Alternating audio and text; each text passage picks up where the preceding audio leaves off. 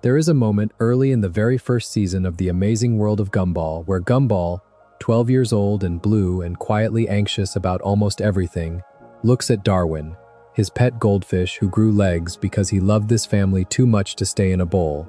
And the show does not pull focus, does not swell the music, does not underline it. It simply lets the look happen, and in that half second, the whole series tells you what it actually is. Not a kid's show about a cat doing chaos in a town full of strange creatures, but a quiet, patient story about a family, about an Elmore so full of people that almost every face passing in the background has a name and a history and a reason they ended up here.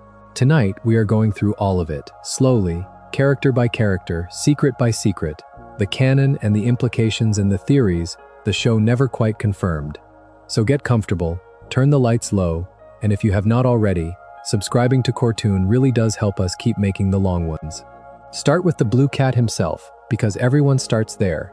Gumball Watterson is 12 years old for the entire show, which is its own little quiet horror if you sit with it. He never ages. His voice changes, several times in fact, because his voice actors keep growing up and the network keeps having to recast him. But the character inside the drawings stays exactly 12, on a loop, in a town that does not seem to want any of its children to grow up. He is the eldest Watterson child. His mother is Nicole, his father is Richard, his younger sister is Anais, and his brother is Darwin, who used to be his pet. He goes to Elmore Junior High. He spends his life in love with Penny Fitzgerald, on and off and around. That is the surface. That is the back of the trading card. The interesting part is everything sitting underneath. The show is honest about who Gumball is. In a way, most kids' shows are not honest about their protagonists. He is impulsive, he is selfish in small ways, he is desperate to be liked. He is convinced he is the main character of his life, and this conviction is sometimes correct, and sometimes a delusion that gets the people around him hurt.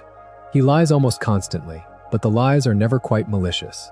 They are the lies of a child who has watched his father lie his way through life, and learned that the world bends if you tell it a good enough story. He is anxious in a very specific way, the kind of anxiety where a small social mistake will replay in his head for hours. And he is also reckless in a way only a deeply anxious person can be, because if you are already convinced the worst is coming, you might as well get there first. The show implies, without ever sitting you down to explain it, that Gumball is the way he is because of who raised him. He has Richard's avoidance, Nicole's temper, Anais's secret meanness, and Darwin's earnestness, and on a good day, they all stack into someone charming. On a bad day, they stack into a small blue catastrophe. There is a real-world layer here worth knowing, because it changes the way the character feels in retrospect. The Amazing World of Gumball was developed by Ben Bocquelet, who has said in interviews around the show's launch that Gumball and most of the original cast were assembled from rejected character designs Bocquelet had drawn for advertising work over the years.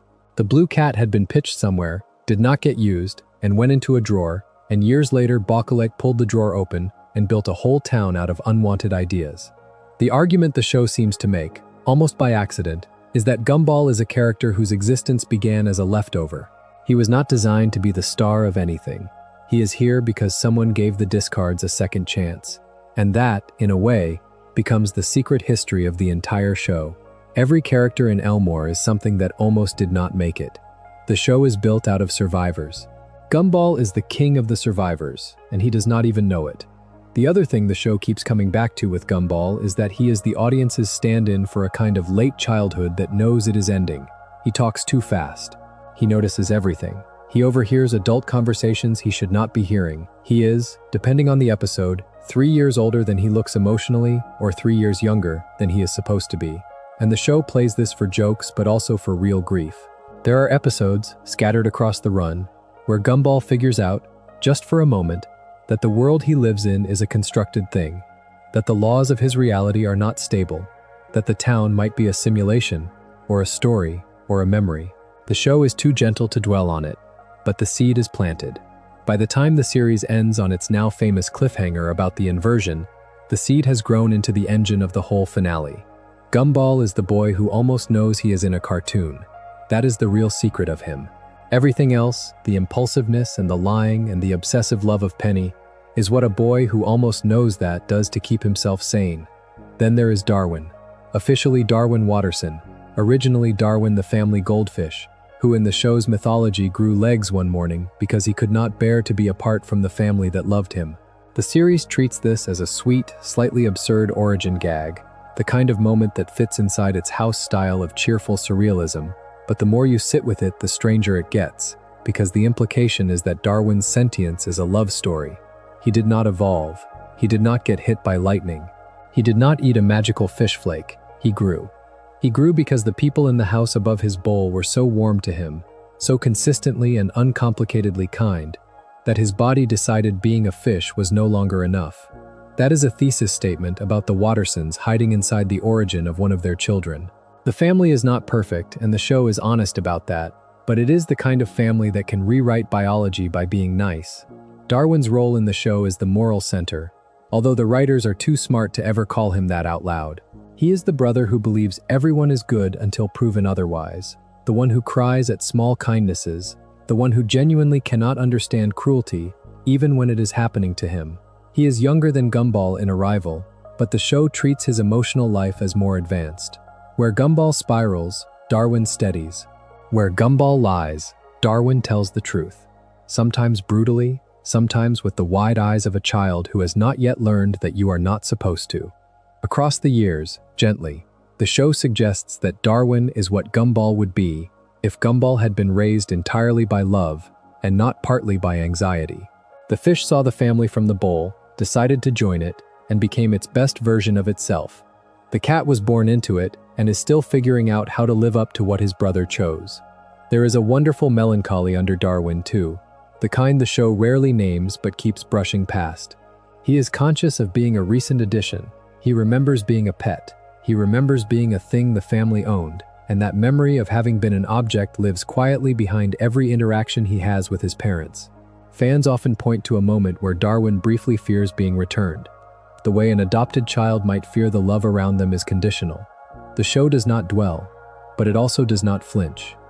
Darwin is the boy who knows that family is a choice, because he was chosen, and that means his loyalty to the Wattersons is not a default. It is a daily act. Most of his behavior in the series, the kindness, the patience, the refusal to give up on Gumball even at his worst, makes more sense once you read him as someone who is grateful every morning to still be human enough to walk down the stairs. Anais Watterson is 4 years old, pink rabbit, genius. The youngest of the Watterson children and the smartest person in almost every room of the show. She reads at university level, she beats adults at chess, she manipulates entire bureaucracies for fun in some episodes, and she is also a small child who sleeps with a stuffed bunny named Daisy. The show does an extraordinary thing with Anais, which is that it refuses to let her be the cute one. She is cute when the writers feel like making her cute, but underneath, she is one of the loneliest characters in Elmore. The implication, repeated across her arcs, is that being the brightest person in your house at the age of 4 is not a gift, it is an isolation. Her brothers love her, but they cannot keep up. Her parents love her, but they do not really understand what they made. So Anais spends her childhood being a kind of small auditor of her own family, tallying their mistakes, predicting their disasters, and watching them keep choosing to ignore her warnings because she is small and pink and has a high voice. The interpretation that runs through the fan community, and that the show seems to lean into without ever stating, is that Anais is what happens when a genius is born into a family that is not equipped to raise one. Nicole's perfectionism almost lands on her, but Anais has already overshot the goalposts. Richard's chaos almost swallows her, but she is already too aware of how to manage him. By the middle seasons, you can see her, behind the wide eyes, becoming something darker than the show normally lets its kids be. There are episodes where her frustration with her family curdles into something close to contempt, and then the writers pull her back, give her a moment of softness, let her hug Daisy and be a 4-year-old again, and you remember she is a child. The show keeps reminding you, she is a child. Underneath the gags, the writers seem to be suggesting that intelligence, in a kids' show, is usually presented as a superpower, and Gumball is one of the few brave enough to suggest that, if you give it to a small girl too early, it might also be a wound. Richard Watterson is the chapter of this show that nobody is fully prepared for. On the surface, Richard is the comic relief dad, an overweight pink rabbit who is unemployable, eats constantly, breaks things by accident, and is the most enthusiastic person in any room. Stay-at-home father, married to Nicole, the man-child cliché turned up to maximum volume. The show could have left him there. Many shows do leave their dads there. The Amazing World of Gumball did not. Across the series, episode by episode, sometimes in plot lines that lasted 20 minutes and sometimes in lines tossed away in the background, the writers built Richard a backstory that turned him from a punchline into one of the saddest characters on television. The canon facts. Richard's mother is Granny Jojo, a tiny, overbearing woman who raised him alone after his father walked out, smothering him with a kind of love that taught him to expect the world to take care of him forever. Richard's father is Frankie Watterson, a long-running con artist who abandoned Granny Jojo and young Richard and reappears in the show's middle seasons as a sleek, slick, manipulative figure who treats reconnecting with his son as another grift. There is a multi-episode arc where Frankie comes back, charms Richard with the version of fatherhood Richard always wanted, takes him on a road trip and reveals, in stages, that he has used the visit to swindle his own son. The show plays it for jokes, because the show plays everything for jokes eventually, but the actual content is brutal. Richard's enthusiasm, his refusal to mature, his bottomless need to be the center of his children's love, all of it becomes legible the moment you realize he is a man who has never been forgiven by his own father for the crime of not being abandoned harder. The show goes further. There is an episode, often pointed to as one of the show's best, in which we glimpse what Richard's life might have looked like if he had not married Nicole. The implication is that without Nicole, Richard becomes a sharp, successful, lonely businessman, almost unrecognizable, the kind of person Frankie might have respected. The writers do not present this as the better life. They present it as the colder one. We're reading underneath is that Richard chose comfort over competence, that he sank into Nicole and his children because his own family had hollowed him out, and that staying soft was, in his own quiet way, an act of repair. He is afraid of jobs, he is afraid of responsibility, he is afraid of leaving the house some weeks, and all of this is read as comedy because Richard is a pink rabbit in a sweater.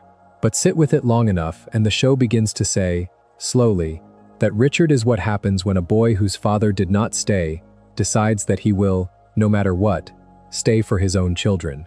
Even if staying means being a joke, even if it means giving up everything that might have made him impressive, he stays. That is the real story of Richard. He chose to stay.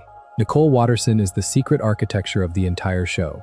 On the surface, she is the working mother, blue cat like Gumball, employed at the Rainbow Factory, the family's primary breadwinner, the person whose patience holds everything together. She is also one of the angriest characters in the history of the genre. The show, very deliberately, gives Nicole a temper so volcanic that even her family fears it. There are episodes where her rage turns the whole town into a battleground, where she destroys property, where the laws of physics seem to defer to her. The joke is the disproportion. The reading underneath is that Nicole's rage is not random. It is, episode after episode, a controlled release of something that was put inside her when she was small. Here is the backstory the show fills in for her. Nicole grew up in a household with parents, the Senecourts, who pushed her relentlessly into karate, into competitions, into a life of discipline and academic and physical achievement, and who insisted she could be anything she wanted as long as she chose what they had already chosen for her. When she met Richard, young, soft, useless, gentle Richard, she chose him in defiance. The show frames this as the most important decision of her life. She walked away from the future her parents had built for her and into a future that nobody, including her, expected to be easy. Her parents never quite forgave her. The Senecourts appear in the series rarely, but every time they do, the writers treat their reunion with Nicole as a kind of low-key trauma. She is small around them. She is careful with her words. She is somehow, simultaneously, the family's matriarch and the family's frightened daughter. Read this way. Nicole's rage is the residue of being told, every day of her childhood, that any softness in her was weakness. She has internalized that. She tries not to pass it on. The most quietly devastating moments of the show are the ones where you can see her about to do to Gumball or Anais what was done to her, and she catches herself, and she chooses something gentler.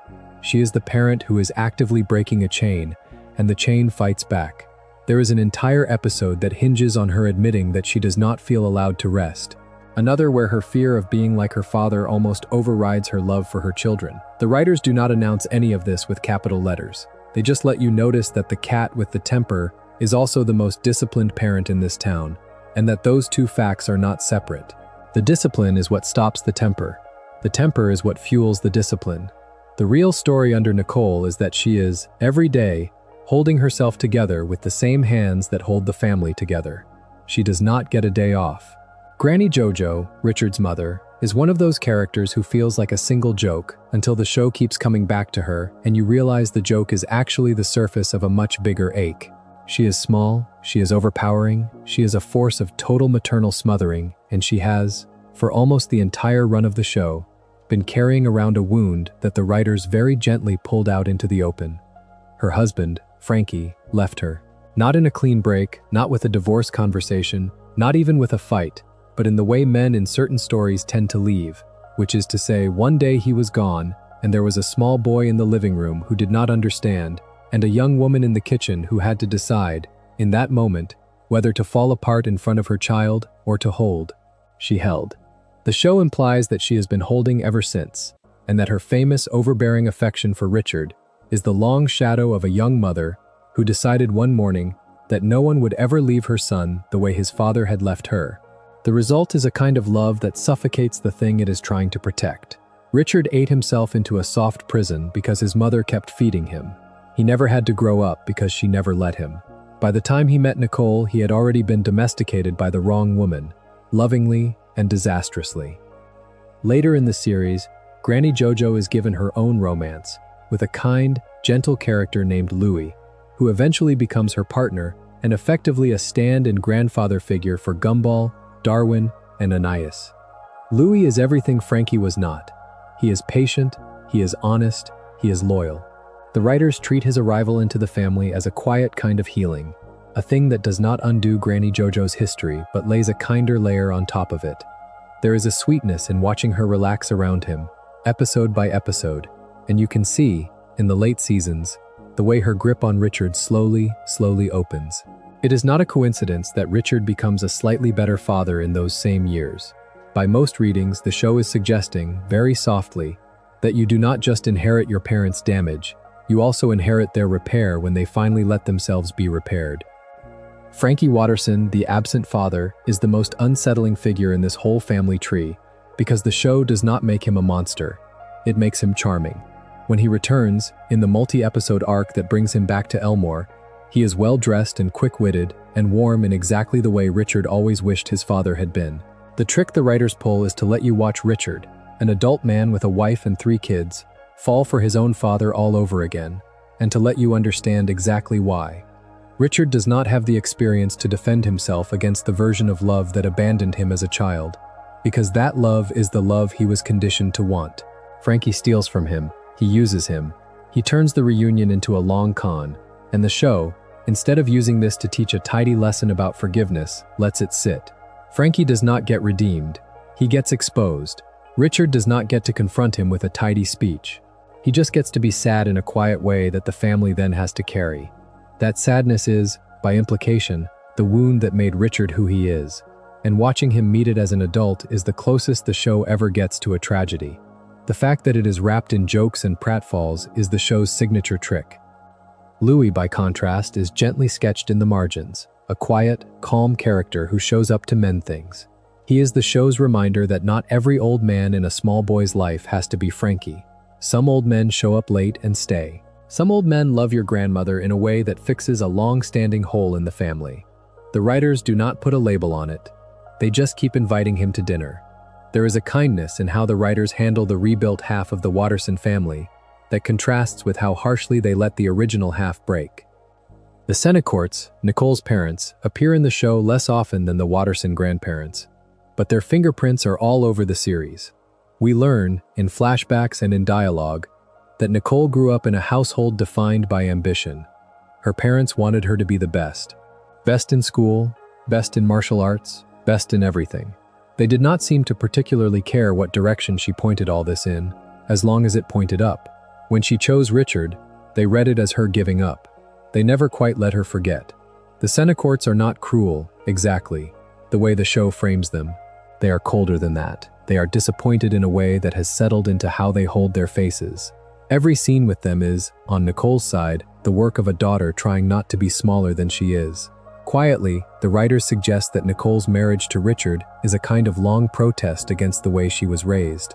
She loves Richard, and she loves him truly, but she also loves him at her parents, in their direction, in their face. He is, in addition to being her husband, her statement, and she has spent her adult life proving, mostly to them, that she made the right choice. That is a lot to ask of one marriage. The Watterson household is held together, in part, by that unspoken work. The show keeps the wider Watterson family thin, and that decision is itself a kind of statement. The Wattersons are alone, mostly. They have each other and not much else.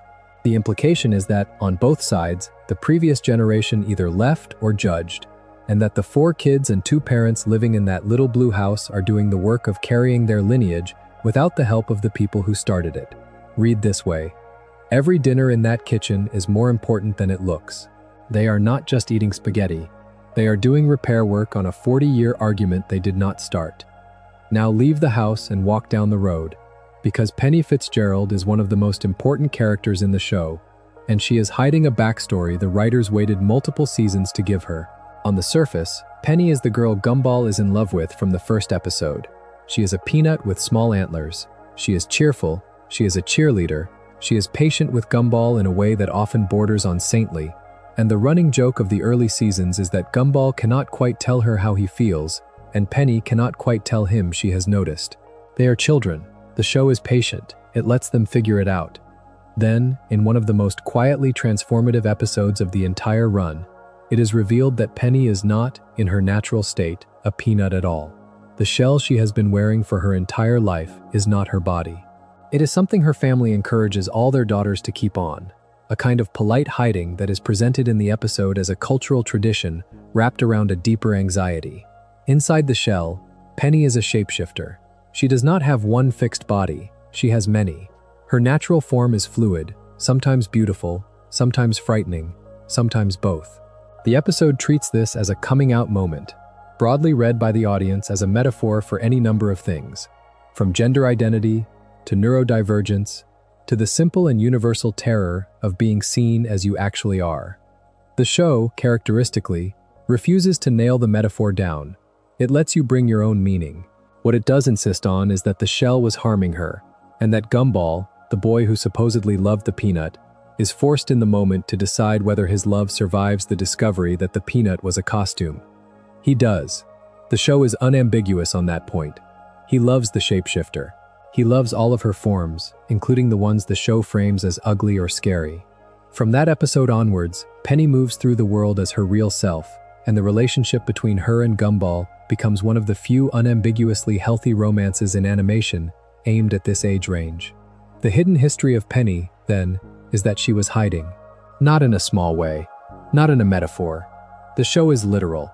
She was hiding inside a body her family taught her to wear, and a boy she loved did not know her until she let it crack. One of the most beautiful arguments in the show's run, and one of its quietest, is that love which requires you to stay in your shell is not love. Love is the cracking. Patrick Fitzgerald, Penny's father, is a complicated figure who functions in the show as a kind of comic obstacle for the longest time, and is then quietly revealed to be one of the show's saddest minor characters. He is large, he is loud, he has antlers, and he does not like Gumball. The reasons he gives, episode after episode, are the usual ones: that Gumball is not good enough for his daughter, that Gumball is a chaos magnet, that Gumball is a cat in a household of antlered creatures. But the show, over the years, builds a more interesting reading underneath. Patrick is afraid that his daughter is going to leave. He is afraid of his own irrelevance, of the slow disappearance of his role in her life, and he displaces that fear onto the blue cat who keeps showing up at his door. The shell that he and his wife insist Penny wear is, by implication, his own anxiety made into a tradition. Once the shell breaks, Patrick has to deal with the fact that his daughter was always going to outgrow him, and that the question of whether he can become a good father to the daughter she actually is, rather than the daughter he wanted her to be, is now the only question that matters. The show does not resolve it cleanly. Some episodes he is closer, some episodes he is further. The writers suggest that fatherhood, at a certain age, is a daily decision to keep meeting your child as she changes, and that some fathers, including Patrick, find this work harder than they expected to. It is one of the most honest portrayals of a father struggling to keep up that this kind of show has ever attempted. Polly Fitzgerald, Penny's younger sister, shows up rarely but with intention. She is small, she is cheerful, and she still wears her shell. The show uses her appearances, sometimes for a single line in the background, to remind the audience that the question Penny answered is still open for Polly. The shell tradition did not end when Penny broke hers. The family still teaches its daughters to hide. Polly will have to make her own decision when she is older, and the writers leave that door deliberately open. There is a quiet hopefulness in the way she looks up to her older sister in the later seasons. By most readings, the cracking is contagious. Once one daughter has shown the family that the shell was optional, the next one will have an easier time. The show does not labor this. It is patient, but the breadcrumb is there. Penny's mother, who fans have generally referred to as Mrs. Fitzgerald, is sketched lightly but with care. She is the family member who, in many readings, is the strongest enforcer of the shell tradition, and who softens slowly as the show progresses. There is a sense, in the way she watches her daughter become her real self, that she might be remembering what she gave up to put her own shell on. The show never confirms it. It does not need to. The look is enough. Taken together, the Fitzgerald women trace one long chain of inheritance, and Penny is the daughter brave enough to drop the link. Carrie Kruger is the show's resident ghost. She is gray, she is melancholy, she has bangs hanging over half her face, and she is the daughter of a ghost king who lives, depending on the episode, in a sort of underworld nightclub or a dimension parallel to Elmore. Her father, as far as fans have pieced together, is presented as a kind of supreme being of the dead, and he occasionally intrudes on her teenage life with all the disapproval of any father whose daughter is dating beneath her. Her romance with Darwin Watterson is one of the most unlikely and most sweet pairings the show ever attempted. Carrie is dead, Darwin is alive, and was, until recently, a fish. They love each other anyway. The writers have fun with this. The undertow is more interesting. What the show says about Carrie, across her appearances, is that she is a teenager who has been a teenager forever. Ghost children, in this mythology, do not age in the way the living do.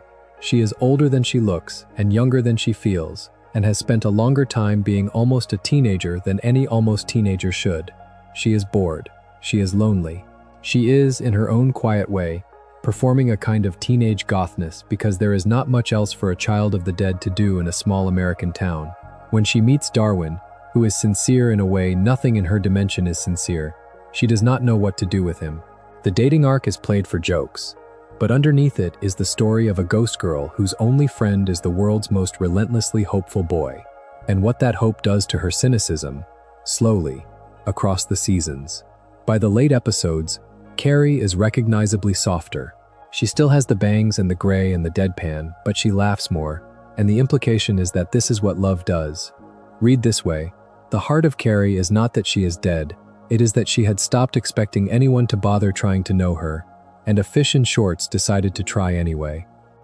Her father, the Ghost King, is given more screen time than you might expect for a side character, and his role in her life is a kind of dark mirror of Patrick Fitzgerald's role in Penny's. He disapproves of his daughter's choices. He wants her to live up to her supernatural inheritance. He is, in his own way, afraid that she will not need him. The writers treat him as comic and ominous in equal measure, but the reading underneath is the same one the show keeps returning to, with this generation of Elmore parents. They are all, in their various ways, the wrong shape for the children they made. The kids are going to have to teach themselves the parts the parents could not. Carrie's mother is rarely mentioned, and in the silence around her absence, the show plants another seed.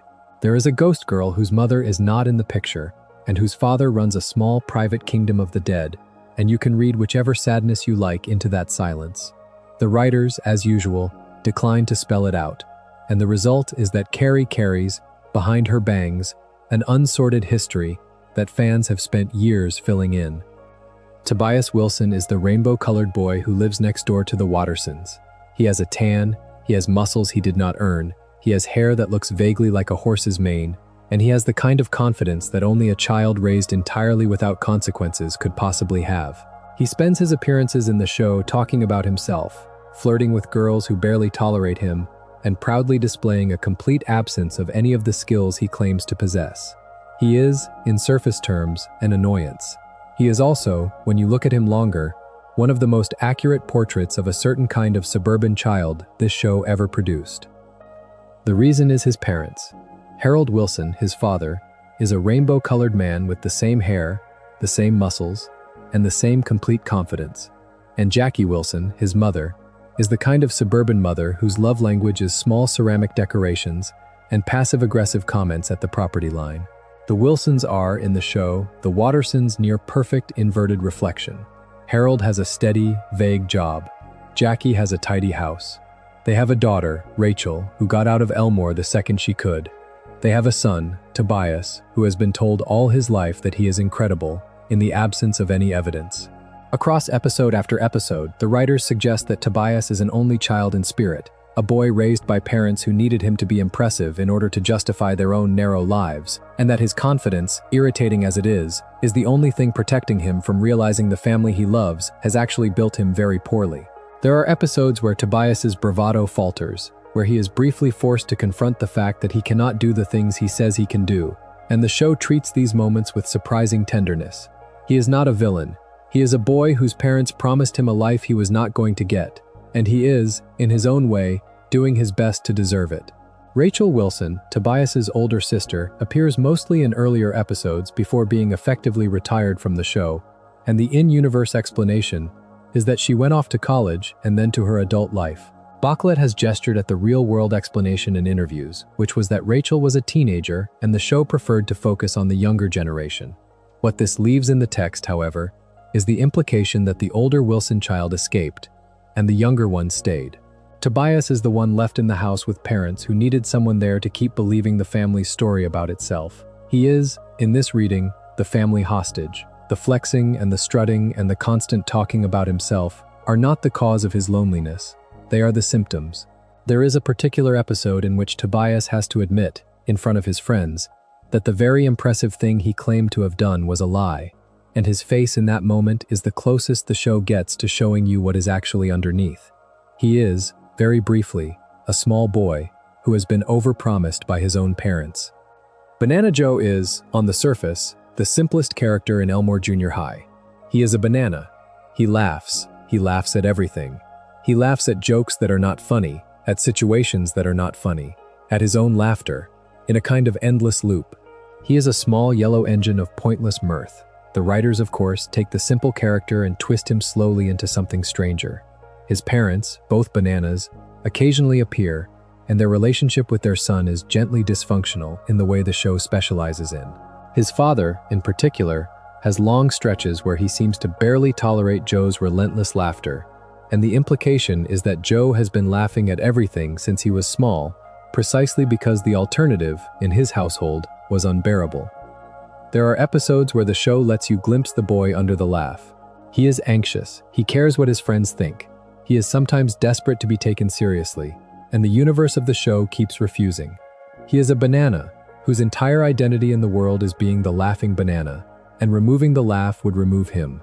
By the late seasons, the writers occasionally let Joe be quiet, and those moments are some of the most unsettling things in the run, because the audience has been conditioned for so long to expect the laugh that the silence reads as wrong.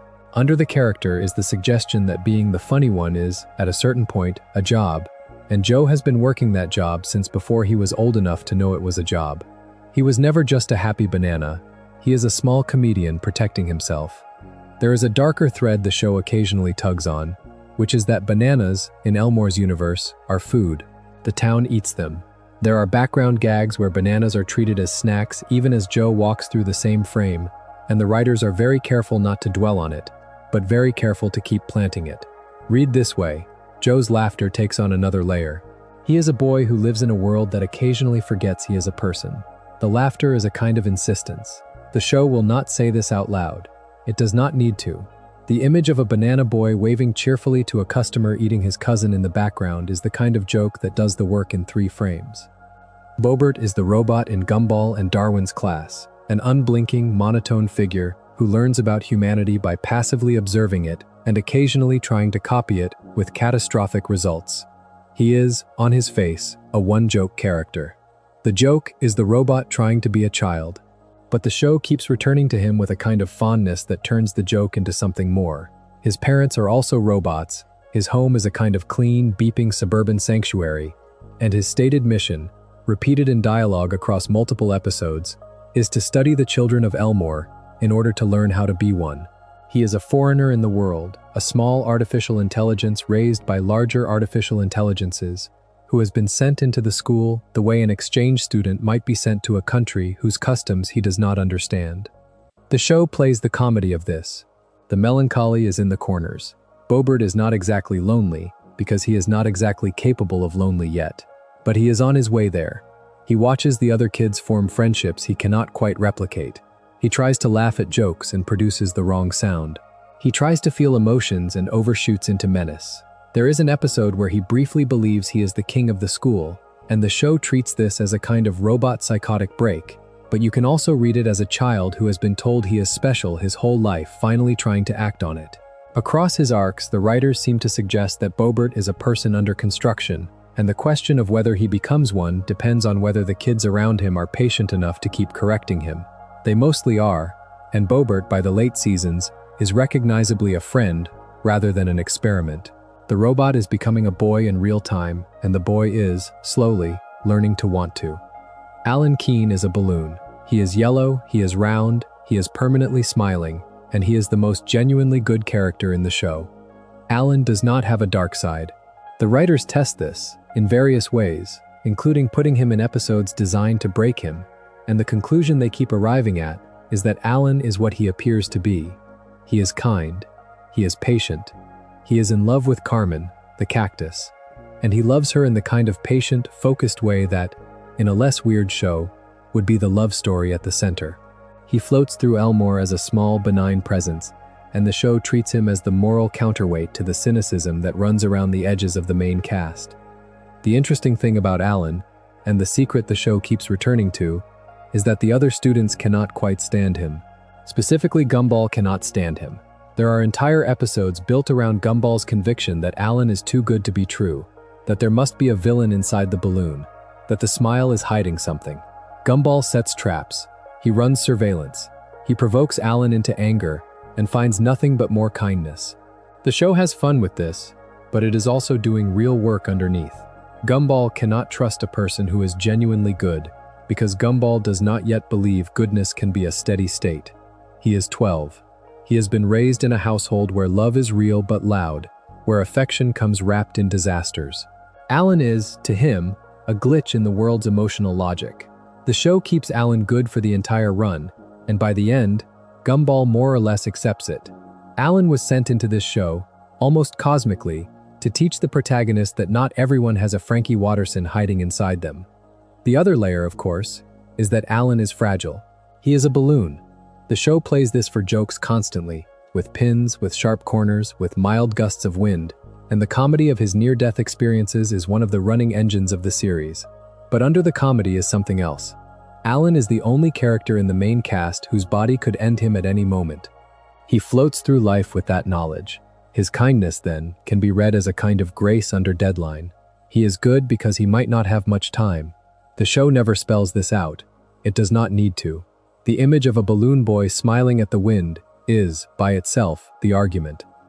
Carmen, his girlfriend, is a cactus. She is small, she is green, she has long lashes and sharp spines, and she is, in many ways, the perfect partner for the most fragile boy in the show. Alan cannot touch her without bursting. The writers treat their relationship with surprising sensitivity. Their romance is one of the few in Elmore that is openly affectionate, openly committed, and openly difficult to physically execute. There are episodes that revolve around this exact problem, and they refuse to solve it cheaply. Alan and Carmen love each other across a gap that their bodies cannot close. They invent strategies. They settle for closeness rather than contact. They become, in their small way, an argument the show keeps making, which is that love does not always look the way you were told it would, and that fragility on one side and sharpness on the other can still build a partnership if the two people in it are patient. Carmen's background is sketched mostly through her parents, who are cacti of the more old-fashioned kind. There is a strain of cultural conservatism in their depiction, the implication that they would prefer their daughter to be with another cactus, and the relationship between Alan and Carmen is, in this reading, one of the show's quieter stories about choosing love against the expectations you grew up with. Carmen does not break with her parents. She does not denounce them. She just keeps choosing Alan, week after week, and the writers imply that this kind of long, quiet choosing is its own form of bravery. She is doing the same work Penny is doing, and the same work Nicole did before her, which is finding the version of herself that does not fit her family, and protecting it carefully enough that it survives long enough to bloom. Masami Yoshida is a cloud. She is small, she is purple-gray, she is rich, and she is one of the most fascinating minor characters in the show, because her wealth and her loneliness are the same thing. Her father is Yuki Yoshida, the owner of the Rainbow Factory, the very factory where Nicole Watterson works. Masami's family is, by Elmore standards, the local plutocracy. She has been raised in a house that is several houses, with staff, with private flights, with a parental absence that is not exactly cruel, but is exactly constant. Her father is busy. Her mother appears even less. Masami spends her days, in the show's framing, surrounded by everything except attention. This shapes her, the writers keep reminding us, in very specific ways. Masami is bossy. She is convinced she is the most popular girl in school, and she is constantly disappointed by the gap between her self-image and the response she gets. She demands attention by becoming dramatic, sometimes literally, since she can produce her own weather. There are episodes where she rains on the people she is angry at, where she throws hurricanes for emphasis. She is, on the surface, the spoiled rich girl. Underneath, the writers keep painting her as a child whose family has confused giving her things with raising her. Her tantrums are not really about the things she did not get. They are about the parents she did not get. The argument the show makes is one of the oldest in the genre, but it makes it with a cloud, and the choice of metaphor is everything. Masami is air. She is mostly absence. She is, in some literal sense, made of the things she keeps trying to get from her parents, and she keeps offering it to everyone around her in the form of attention they did not ask for. The loudest girl in school is also the one whose house is the quietest at night. Yuki Yoshida, her father, is one of the show's most precise pieces of satire. He is small, he is serious, he runs the Rainbow Factory, and he treats his employees, including Nicole Watterson, with a kind of cold professionalism that the show plays for both comedy and discomfort. There are episodes that walk inside the Rainbow Factory, and we get to see the way the place runs. It is bright, it is colorful, it is also miserable. The implication, as the show develops, is that Yuki has built a perfectly cheerful prison for the workers who depend on him, and that the brightness is a strategy. There is real working-class anger threaded through some of the Rainbow Factory episodes, and the show, which is broadly gentle, allows that anger to exist. Yuki is not redeemed for it. He is exposed. He is a small cloud man with a great deal of power, and the kind of detachment that great power tends to grow in people who have it from birth. His relationship with Masami is rarely the center of an episode, but is always there in the background. The argument the show makes about him is that the cold professionalism that runs his factory is the same cold professionalism that runs his fatherhood. He treats his daughter the way he treats his employees, which is to say, efficiently, with the assumption that whatever he provides will be sufficient. Yuki Yoshida is the closest thing the show has to a villain who is not aware of being one, and the cost of his obliviousness is mostly paid by the women in his family and the workers in his building. Tina Rex is the school bully, and she is also a Tyrannosaurus Rex. Those two facts, in the show's universe, are not as related as you might expect. Tina is large, she is scaly, she has the largest teeth in Elmore Junior High, and her introduction in the early seasons is the classic introduction of a bully, which is to say, looming, scary, casually violent. The show could have left her there. Instead, the writers do something they keep doing in this series, which is to spend an episode and a half quietly showing you the rest of the picture, and then ask you to reconsider every appearance of the character that came before. Tina has a father. Her father is also a Tyrannosaurus Rex, but a larger one, and he is angry in a way Tina is not. In the episode that introduces him, we see Tina's home life, and we understand, very quickly, that the bullying we have been laughing at is the rehearsal of a child who has been bullied at home for as long as she can remember. The show makes the point with restraint. There is no monologue, there is no after-school special. There is a large dinosaur father, a small dinosaur daughter, and a tone of voice in the father that lands on the daughter the way her tone of voice lands on Gumball. The arithmetic is presented and then left alone. From that episode onwards, Tina's behavior at school is impossible to read the same way. She is still scary. She is still capable of cruelty. But she is, very clearly, doing the only impression she has been given of how a powerful creature is supposed to talk. Quietly, across the rest of the run, the writers suggest that bullies are usually the second person in a chain, not the first, and that the kindest thing the kids around them can do is to refuse to be the third. There are episodes where Gumball and Darwin reach for that kindness with Tina and find that it works, surprisingly often, surprisingly fast. When you remove her father from the equation, Tina is capable of friendship. The tragedy is that her father is not removable. He goes home with her every night. Hector Jotunheim is one of the strangest and most quietly devastating characters in the entire series. He is a giant. Not a tall boy, not a large monster, but an actual giant, several stories high, who has lived in a small house on the outskirts of Elmore with his mother for as long as anyone can remember. His mother, often called Mrs. Jotunheim in fan transcripts and credited variously in the show, is a witch. She is small, she is anxious, she is wholly devoted to her son, and she has spent his entire life trying to keep him calm, because Hector, when he loses his temper, becomes something close to a catastrophe. The show is, by its standards, blunt about this. There is an episode that builds slowly to the moment where Hector cannot contain his feelings any longer, and the result is a sequence that for a few minutes does not look like Gumball at all. It looks like a disaster movie. Buildings collapse. People run. Hector, the boy, is sobbing and apologizing in real time while his body does damage he is not consenting to. His mother spent his whole life protecting the world from him, and protecting him from the world, and the episode is, structurally, the story of what happens when the protection runs out. It is one of the saddest pieces of animation the network ever aired in a slot meant for children, and the show treats it with a seriousness that the cheerful tone of the rest of the series does not quite prepare you for. The interpretation that fans return to, and that the show seems to invite, is that Hector is a metaphor for any number of things, from neurodivergence to depression to puberty itself. But the most resonant reading is the simplest one. Hector is a child whose body is too big for the world he was born into. His mother loves him and is also, by the very act of loving him, smothering him. He cannot move freely. He cannot have friends in the ordinary way. He cannot be touched without breaking something. He is, despite his size, one of the loneliest characters in the show. The giant in the small house has been a small boy his whole life, and the inevitable failure of his mother's containment plan is the inevitable failure of every parent who tries to keep their child indoors forever. The show does not blame her. It does not blame him. It just lets the disaster happen, and quietly asks the audience to remember it. Hector's name, his species, and his eventual fate become one of the most discussed pieces of the show's later mythology, especially as the series moved into its uncertain final stretch. Mrs. Jotunheim, his mother, deserves her own pause. She is, on the surface, an oddity in the cast, a small witch with a giant son. Underneath, she is one of the most consistent portraits of a single parent of a disabled child that this kind of show has ever produced. Her entire life is organized around her son.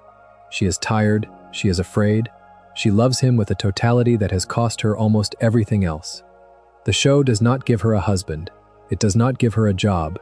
It gives her a small house, a giant boy, and a series of long days. Very gently, the writers make a point through her, which is that there are parents in this town doing work nobody else can see, and the comedy of Hector's appearances in the early seasons should not be read separately from the cost of his mother's invisible day-to-day. The witch raising the giant has been holding the world together with both small hands for years, and the show knows it even when the characters do not. Anton is a piece of toast. Small, brown, in the shape of a slice of bread, he is one of the kids in Gumball's class, and his backstory is one of the show's most efficient pieces of horror comedy. Anton can be destroyed, constantly. He has been crushed, burned, eaten, dropped in a toaster, melted, run over, and torn in half, in episodes scattered throughout the series. Each time, the show pulls one of two tricks. Either Anton respawns from his family's kitchen counter the next morning, treating the previous destruction as a regrettable but routine event, or, in the more disturbing readings, the Anton we see in subsequent episodes is a new Anton, a sibling, a clone, a replacement. The show never quite settles which is true. Anton's family, in the brief appearances they make, are all also toast. They live in a household that seems to accept the disposability of their lives with a kind of cheerful resignation. The parents do not panic when their son is incinerated. They make another one. Under the comedy, the writers seem to be making a quiet point, which is that there is a class of life in Elmore that has been priced as cheap, and the Toast family lives inside that pricing and tries to be happy anyway. There is a quiet horror in this if you let it sit. Anton is a child who knows, in some half-conscious way, that his life is renewable, and who is therefore liberated from the basic survival anxiety that motivates the other students. He is reckless, he is fearless, he puts himself in danger casually. The interpretation that runs through the fan community is that Anton, more than any other character, lives the simulation theory of the show on the inside of his body. He is replaceable, and he knows it. He might be the most existentially advanced character in the series, and the only reason it is funny is that the show keeps drawing him as a slice of toast. Idaho is a potato. He is the most rural character in the show, a barefoot, mud-caked, fiercely earthy presence who appears occasionally in the back of the classroom and speaks in a slow drawl about the value of dirt. His backstory is mostly implied through his behavior, but the picture the show paints is consistent. Idaho is poor. His family is poor. They live, in the show's version of Elmore, in a kind of farm country at the edges of the town, and the wealth gap between his life and, say, Masami Yoshida's life is one of the running undercurrents the show never names out loud, but never quite ignores either. Idaho is proud. He likes his life. He does not want what the city kids want. The writers treat him with surprising respect, never making him the joke about poverty he could have been in a less careful series. He is just a boy who loves his dirt, and the dirt has shaped him into someone who does not envy anybody. He is the show's quiet test case for the argument that not everyone in this town wants to escape it. Some of them are home. Ocho is the show's pixel character, a small, blocky, retro video game-style figure who buzzes when he moves and seems to glitch in and out of the surrounding animation style. Ocho is dangerous, not in the school bully sense, which is the territory of Tina, but in the way an angry small piece of code is dangerous. He is short-tempered, he carries weapons that look like they came out of a video game arcade, and in one notable episode he threatens the rest of the school with what amounts to a coded attack. The show treats him as a comic figure who is, somehow, also a literal threat, and that combination is part of what makes him work. Ocho's family is pixelated. His father, in the episode that introduces him in full, is the same kind of figure, but larger and angrier, with a long history of grudges. We learn that the family lives by a kind of old-fashioned honor code that is incompatible with how the rest of the town runs. The interpretation the show invites is the obvious one, which is that Ocho is the only character in the cast who is from an entirely different visual style, and that this difference is treated, by the other kids, with a kind of unconscious bigotry that he then has to fight against. He is the kid whose body language is wrong. He is the kid whose family does things differently. He overreacts because, at his size, overreaction is what works. The show, characteristically, refuses to fully blame him. It blames the system around him a little, and his father a lot, and lets Ocho exist as a small, angry pixel boy whose grievances are the sum of those pressures. He is the show's most explicit metaphor for what happens when a kid from a different background has to survive a school that does not really know how to make room for him.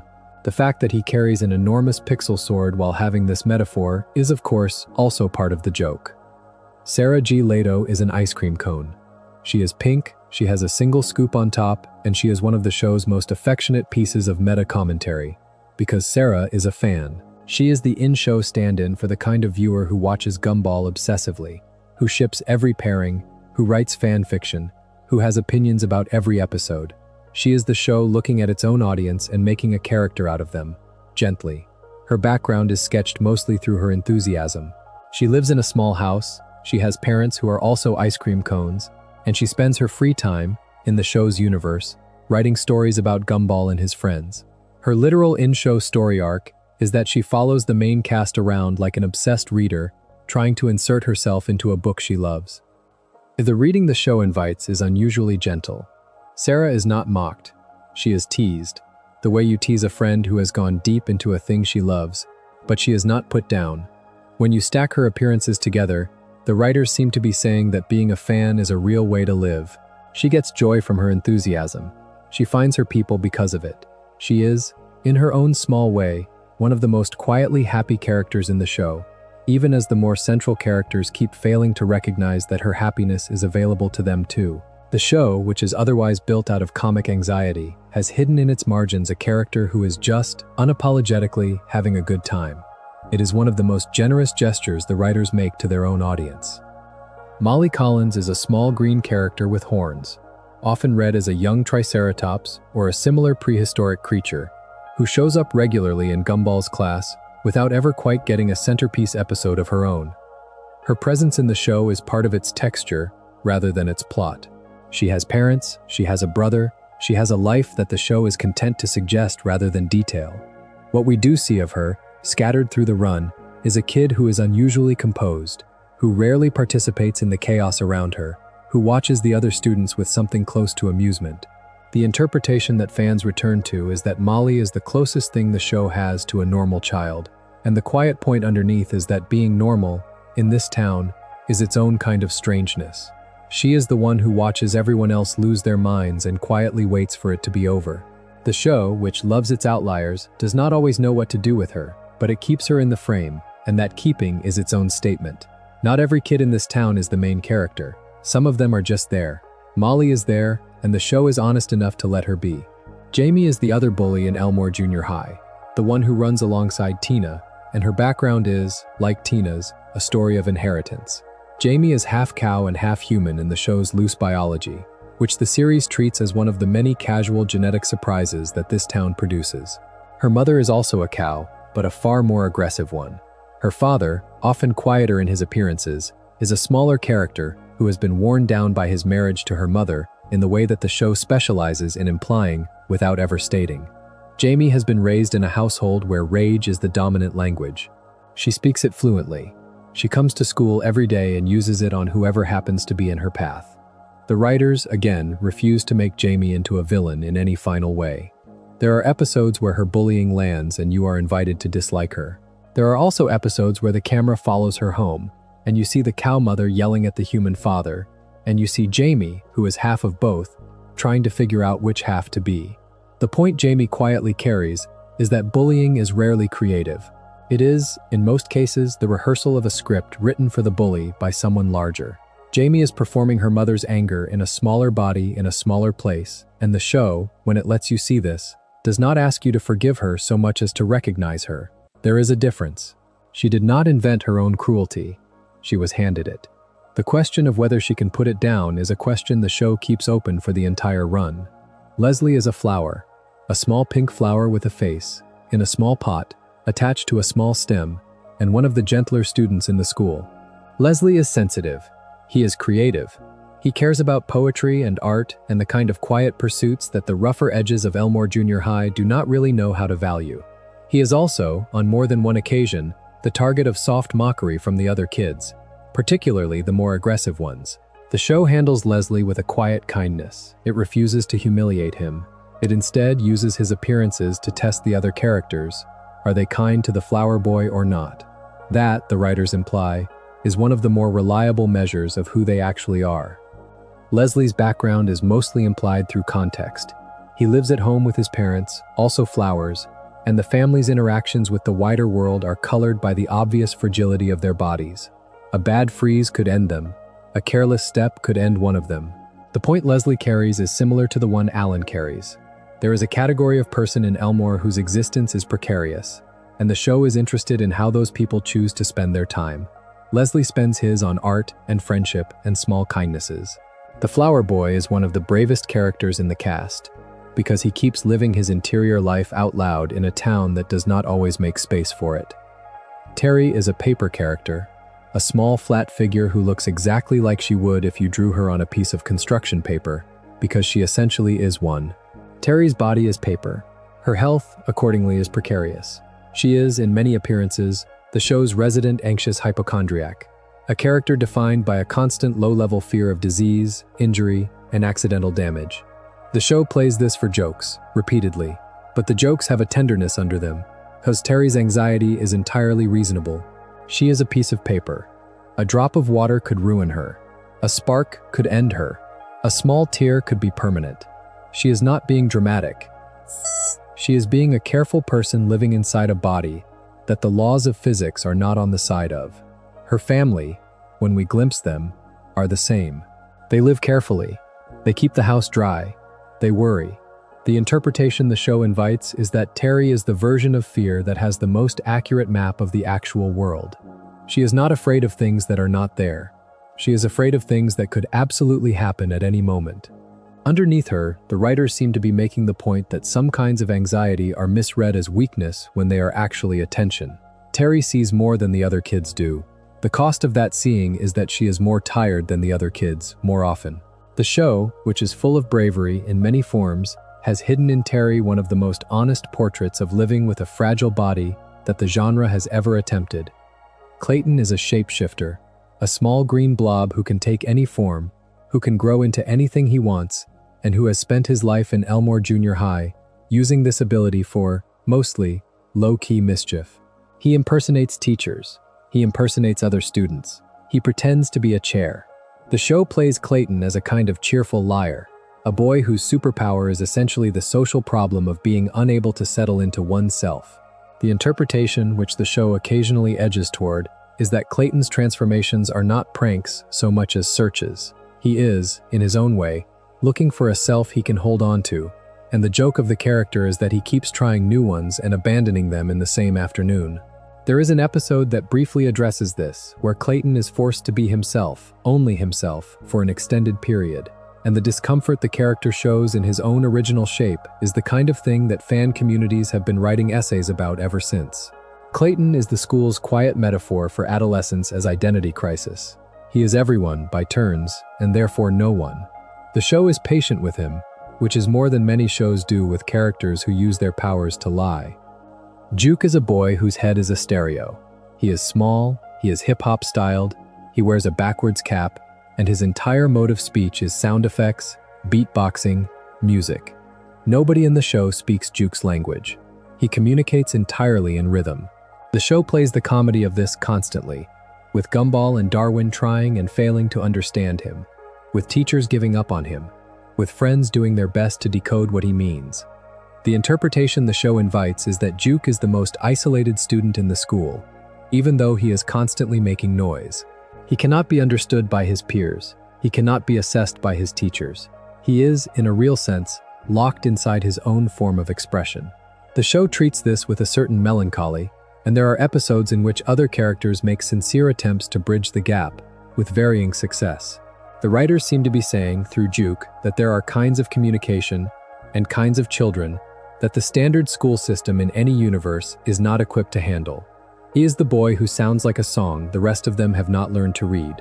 The noise is not chaos, it is a language. The show implies that someone, somewhere, would understand him completely if only they spoke that language too, and that the loneliness Juke carries is the loneliness of waiting for that someone. William is a small green eyeball with translucent angel wings, and he is one of the show's quietest pieces of menace. William does not speak. He floats, he watches, he hovers in the corners of scenes, he shows up at exactly the wrong moments. The writers play him as a kind of comic surveillance device, the embodiment of the feeling that somebody in this school is always watching, and the joke deepens, over the run, into something more uncomfortable. Miss Simeon, the teacher, occasionally uses William as her informant. There are moments where William's presence at a particular scene is the reason the kids get caught. There are moments where the show implies that William has been watching all along, without anyone realizing. The interpretation that fans return to is that William is the show's commentary on the kind of small institutional snitch culture that schools breed. The kid who reports back to the teacher in exchange for favor, made literal in the form of a flying eye. His background is sketched only in the lightest pencil. We do not really know where he lives. We do not really know his family. We do not even know if he has thoughts in the human sense. He is a presence more than a person, and the show treats him that way deliberately. Some forms of surveillance, in a small school in a small town, are so quiet you forget they are happening. The school is not as private as the students think it is, and the floating eye is the visible part of an invisible architecture that the kids have all agreed not to talk about. Rocky Robinson, technically also a faculty member, is worth mentioning here because of the way he straddles the line. Rocky is the bus driver, the school janitor, the laid-back young adult who is, somehow, the person who actually understands the kids better than any of the adults in authority over them. He is brown, he is round, he is dressed in a perpetual hoodie, and he is the son of the Robinsons, the elderly couple who live next door to the Wattersons. We will return to his parents in a moment. For now, the key fact about Rocky is that he is, despite his age, more emotionally available to Gumball and Darwin than most of the adults in the school. And the show uses him as a kind of older brother stand-in, the character the kids can go to when the actual brother situation has gotten too complicated. The interpretation the show keeps making about Rocky is that he is what happens when the late teenage years stretch out too long and a person never quite figures out how to graduate from them. He likes his job. He likes the kids. He is, in a low-key way, a failure by the standards his parents probably had for him, and he is also, by his own standards, fine. He is one of the show's gentlest arguments for ambition being optional. He is happy in his small life, more happy than many of the more accomplished adults in Elmore, and the show, in its own quiet way, lets that be enough. Sussy is a chin. The show describes her, more or less, as a chin attached to a small body, and she is one of the strangest minor characters in the cast. She speaks in a kind of guttural, half-formed dialect that nobody but her family seems to fully understand. She laughs at things that are not jokes. She does not laugh at things that are, she is unpredictable. She is unmistakable. She is, in some episodes, treated as the school's resident agent of chaos, and in other episodes, as a kind of accidental sage, a child whose nonsense statements happen to contain a wisdom the other students miss because they are too busy decoding her. Sussy's family, the few times the show shows them, are all chins. They live in a small house. They eat at a small table. They speak to each other in the same dialect Sussy speaks at school, and the implication is that, in her home, Sussy is not weird at all. She is normal. Weirdness, the writers are saying through her, is contextual. Sussy is incomprehensible in Elmore Junior High, but Elmore Junior High is incomprehensible in the home she came from. There is a small thesis about culture clash hidden inside her, that the kids who seem most alien in a classroom are often perfectly themselves in the household that produced them, and that the cost of going to school in a town like Elmore is, for some students, learning to translate themselves every morning. Now leave the classroom and start with the faculty, because Miss Simeon is one of the most fully developed minor characters in the entire show, and her background is one of the most quietly horrifying jokes the writers ever set up. Miss Simeon is a baboon. She is the third grade or so teacher in Elmore Junior High, depending on episode, the relentless adversary of Gumball and Darwin, and she has, by the show's own internal canon, been alive for what is described in the series as something on the order of hundreds of thousands of years. She is a prehistoric creature who has somehow survived into the present day, and her teaching career has, by implication, been going on for a meaningful fraction of human history. The show has fun with this, repeatedly. There are flashbacks, of varying levels of literalness, where we see Miss Simeon during ice ages, during the time of the dinosaurs, during the beginnings of human civilization. We see her as a young baboon, and we see her, immediately, becoming the bitter teacher she is now. The argument the show keeps making about Miss Simeon is that her cruelty is the residue of a very long life. She has watched the world change in ways most characters cannot imagine. She has seen entire species come and go. She has been, in some sense, the universe's substitute teacher for thousands of generations, and the show implies that this is not a job that leaves a person kind. She bullies her students because, on some level, she is tired. She has run out of patience the way a person who has been making lunch every day for centuries would run out of patience. Her cruelty is not random, it is exhausted. The other layer the show keeps building is Miss Simeon's love life. She is dating Principal Brown, in a relationship that runs through the entire series, and that relationship is one of the few unambiguously committed adult romances in the show. The interpretation the writers seem to be making is that Miss Simeon, despite her exterior, has the same emotional needs as everyone else, and that her relationship with the principal is a kind of late-life softening that she allows herself in private. She is fierce in the classroom. She is, at home, capable of affection. The meanest woman in Elmore Junior High is also one of the most patient lovers in the town, and those two facts, the show implies, are not contradictions. They are the same fact. She has waited a very long time for someone to make her feel like a person again, and she is not going to risk losing it. Principal Brown is a peanut. Not a peanut like Penny was, with a shell and a secret, but a literal peanut with arms and legs, who runs Elmore Junior High with a manner that swings between cheerful incompetence and surprising emotional intelligence. He is the head of the school. He is dating Miss Simeon. He is, in many episodes, the friendliest figure the kids encounter in the building. The show plays him as a soft adversary, the man who delivers the bad news but means well, and the writers, characteristically, give him a private life that complicates that surface. Principal Brown's life outside the school is one of the small, quiet revelations of the show. He has hobbies, he is a romantic, he worries about his weight, he has, in some episodes, a kind of vulnerability that the kids almost never see because he keeps it locked behind the principal's office door. The interpretation the show invites is that Principal Brown is one of the rare adults in Elmore who is genuinely doing his best at the job in front of him. He is not great at it. He is not brilliant. He is, in his own quiet way, trying, and the show treats this trying as a virtue. He keeps the school running on a daily basis through nothing more sophisticated than persistent good intentions, and that, in a system as chaotic as Elmore Junior High, is its own small miracle. Whether he and Miss Simeon eventually marry, in the late stretch of the show, becomes one of the running questions of the late seasons. The relationship is the most stable adult arc in the series, and the writers handle it with affection. Mr. Small is the school counselor. He is green, he is round. He is dressed in the kind of bright, sweatery clothes that scream new age, and he is, in many episodes, the show's most consistent piece of comic relief at the faculty level. Mr. Small does not really know how to counsel anyone. He believes deeply in crystals. He believes in auras. He believes in any number of pseudoscientific therapies, and his attempts to help the students of Elmore Junior High with their problems usually create more problems. The show plays him as a kind of well-meaning incompetent. The writers, of course, give him layers. His background, sketched across his appearances, suggests a man who chose this job because he wanted to help people, and who is, every day, doing the best he can with very little training. There is an episode in which Mr. Small's professional weaknesses are exposed, and he has to reckon with the gap between what he believes he is doing and what he is actually doing, and the show handles it with surprising warmth. He does not collapse. He does not have a breakdown. He just shows up the next day, slightly humbled, and keeps trying.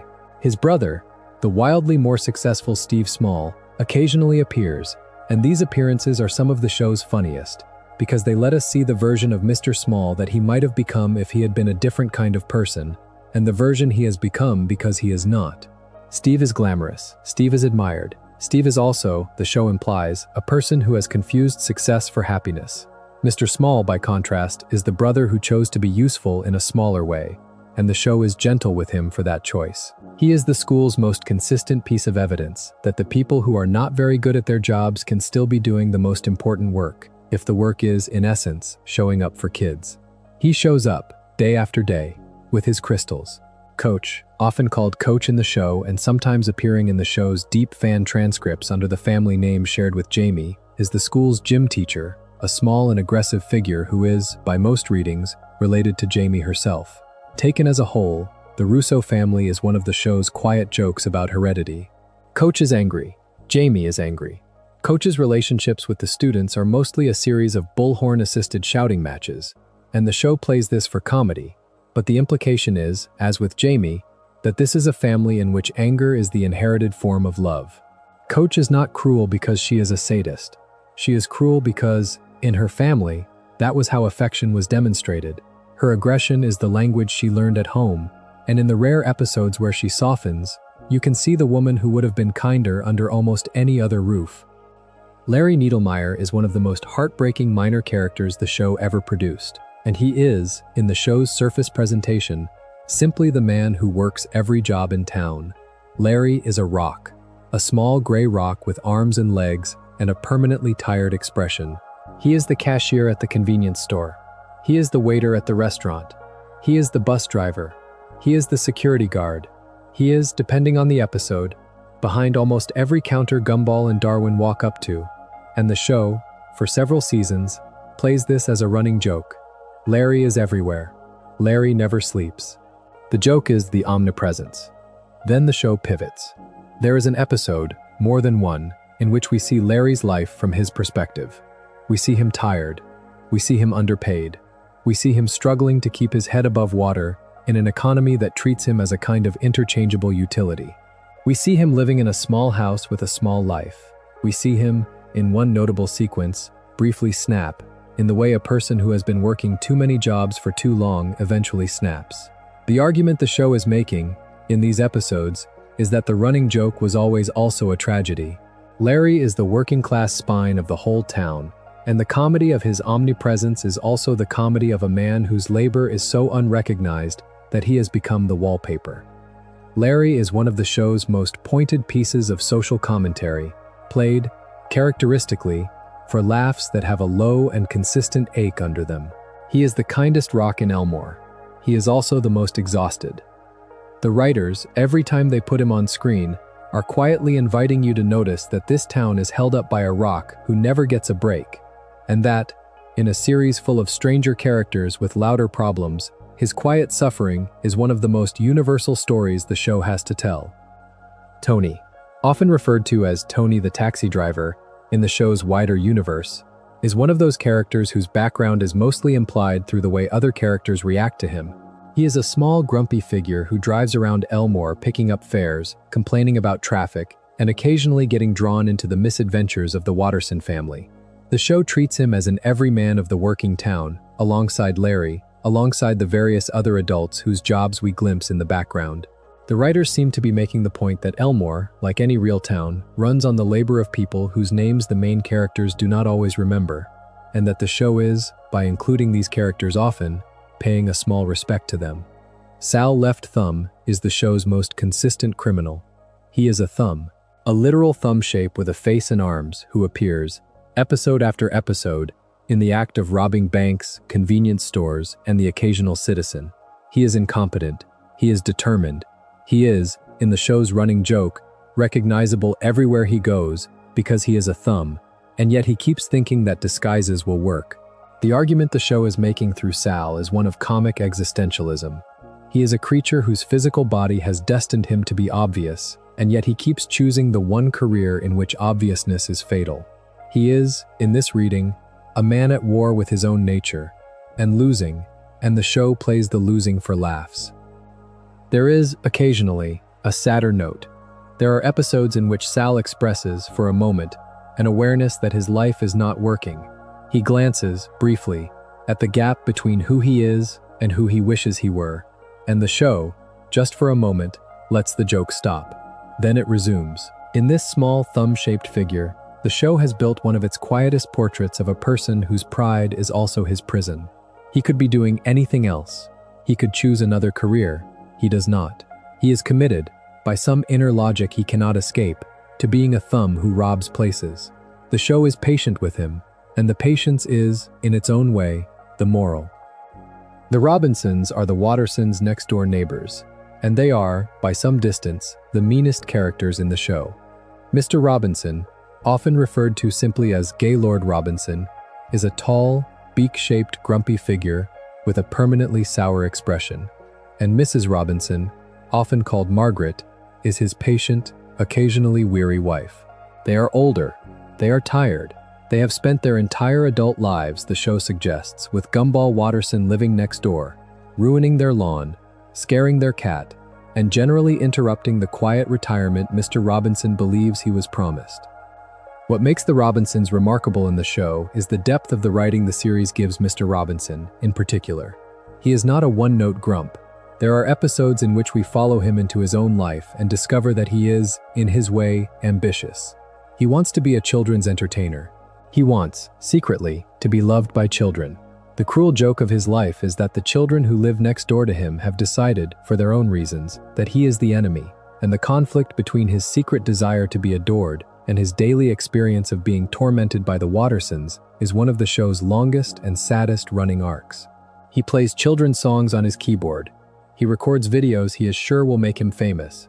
He is, in every episode, just barely missing the moment of recognition he is convinced he deserves.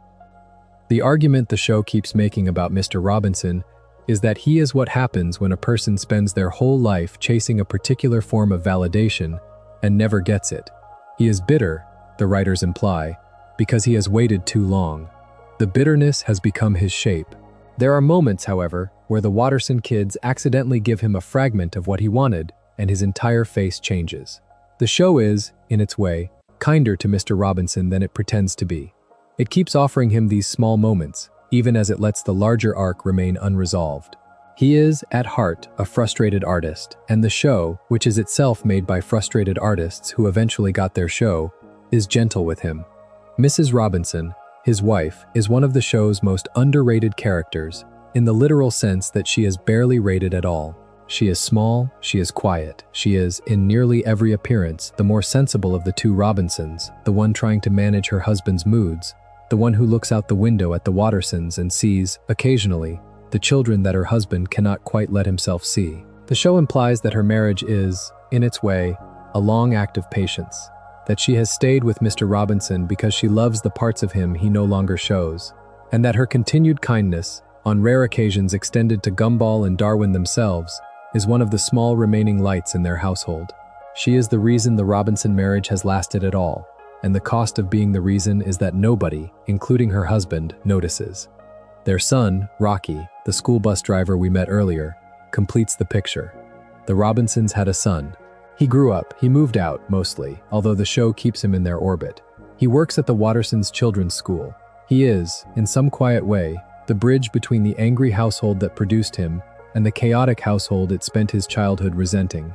Rocky's good nature, his easy patience, his refusal to take sides, makes more sense once you read him as the boy raised by Mr. Robinson who decided, very early, that he was going to be a different kind of man. The Robinsons, taken as a unit, are a family in which two parents and one son have all, in their own ways, been disappointed by life, and have chosen, in their own ways, to keep going anyway.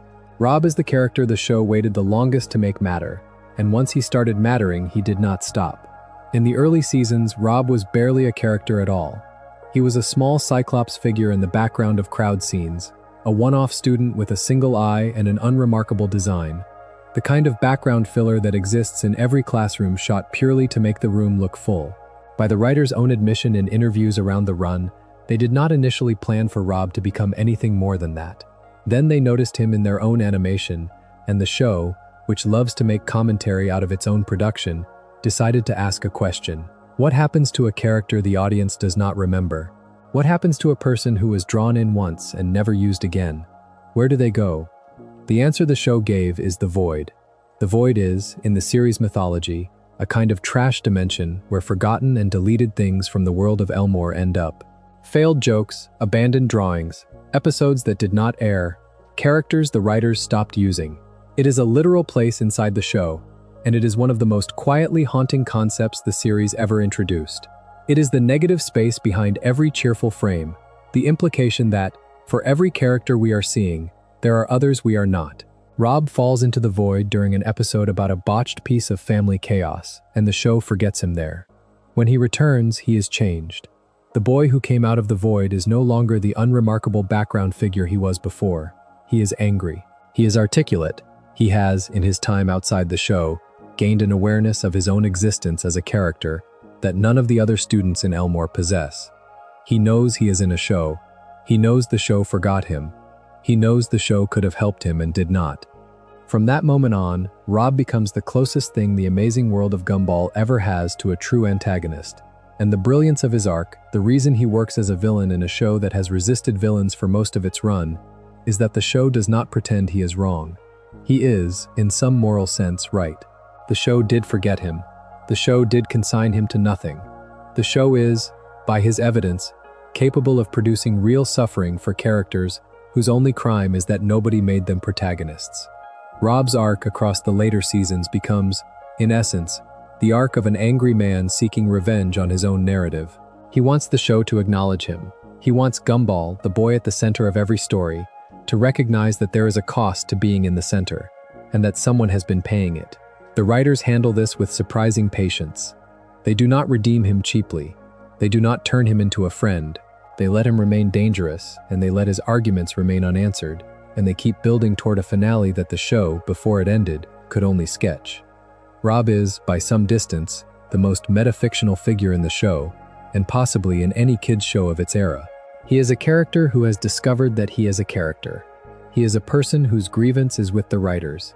He is, in a way that no other figure in Elmore manages to be, looking back through the screen at the audience and asking why we did not notice him sooner. The show is, by his existence, putting itself on trial. The writers seem to be saying that even a show as crowded and inventive and full of characters as The Amazing World of Gumball is in some sense a system that produces forgotten people, and that the moral weight of being a creator includes the responsibility for who you erase. The void itself, as a concept, is one of the show's most lasting contributions. Fan communities have spent years mapping it. The show drops hints, sometimes obvious and sometimes blink and miss it, about what else is in there. There are background designs that turn up in void scenes that fans have identified, in their own analyses, as rejected characters from other animated shows. There are versions of characters from earlier seasons whose models were quietly updated. There are entire side stories that exist only in the negative space the writers gestured at. By the end of the run, the void has become an argument the show is making about all of fiction. Every story is built on the things it chose not to tell. Every character is built on the characters that were not used. The void is what is underneath, and Rob is the boy who came back out of it to demand to be counted. The unresolved ending.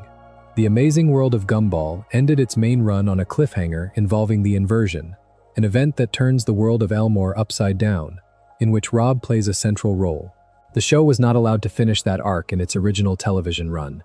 A feature-length continuation was announced years after the original ending, intended to address the cliffhanger, and as of the most recent information available, it remains in production, with various release plans floating around.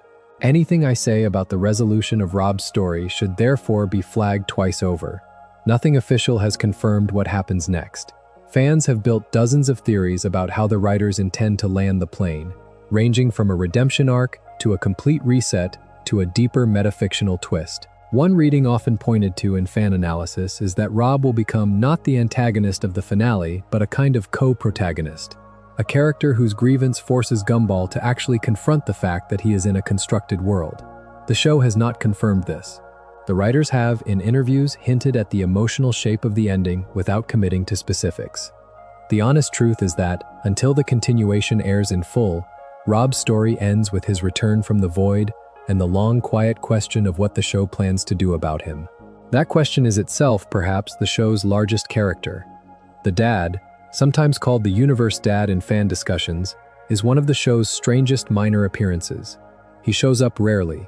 He is enormous, and he is in some way the figurehead of the underlying mechanics of the show, in episodes where the series gets explicitly metafictional about the way it is made. He is not a character the audience can fully describe, partly because the show is careful never to fully describe him. He is a presence. He is a hand on the controls. He is a recurring suggestion that the world of Elmore has a creator who is not particularly happy with the way things are going. There are entire fan analyses that interpret him as the show's representation of Bocquelet, of the network, of God, depending on the reader. The show declines to confirm any of these readings. If the dad has a story at all, it is that he is the inside of the joke about the show being a show, and his rare appearances are the moments when the writers want you to remember that someone is, somewhere, drawing all of this. Daisy the donkey is, in some ways, the simplest character in this entire essay, and in other ways, the strangest.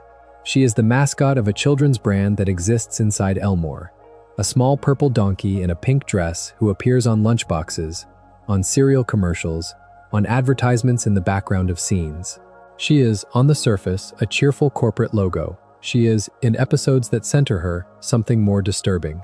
The show repeatedly suggests that Daisy is the mascot of a vast corporate enterprise that may or may not have a literal physical existence inside the universe. There are commercials within commercials. There are theme parks, briefly glimpsed, that bear her face. There is a sense, accumulating over the run, that Daisy is the show's commentary on the way commercial mascots burrow into the lives of children, and the way those mascots, over time, take on a kind of life that the children who love them did not consent to. There is also Anais's stuffed Daisy doll, the small toy that Anais loves, and that the show, in one of its most committed pieces of body horror, occasionally lets us see come to life. Whether this is Anais hallucinating, or whether the toy is somehow possessed by the Daisy brand, or whether the show is just being weird, is left for the viewer to decide. What is clear is that Daisy, as a concept, is one of the show's most pointed pieces of satire about the way children's media markets to children, and the small donkey in the pink dress is its mascot of mascots, the show inviting you to notice the machine it is itself part of. Daisy is the show's gentlest piece of self-critique, the soft purple acknowledgement that this beloved series about a family in a small town is also a product, sold to children, with merchandise. The writers are honest about this. They put Daisy on screen so that you cannot pretend the machine is not there. There are, in this universe, other small dolls and toys that the show occasionally lets us see come to life in similar ways, with the same mix of comedy and fright. The argument the show is making about these objects is the same one it is making about Daisy.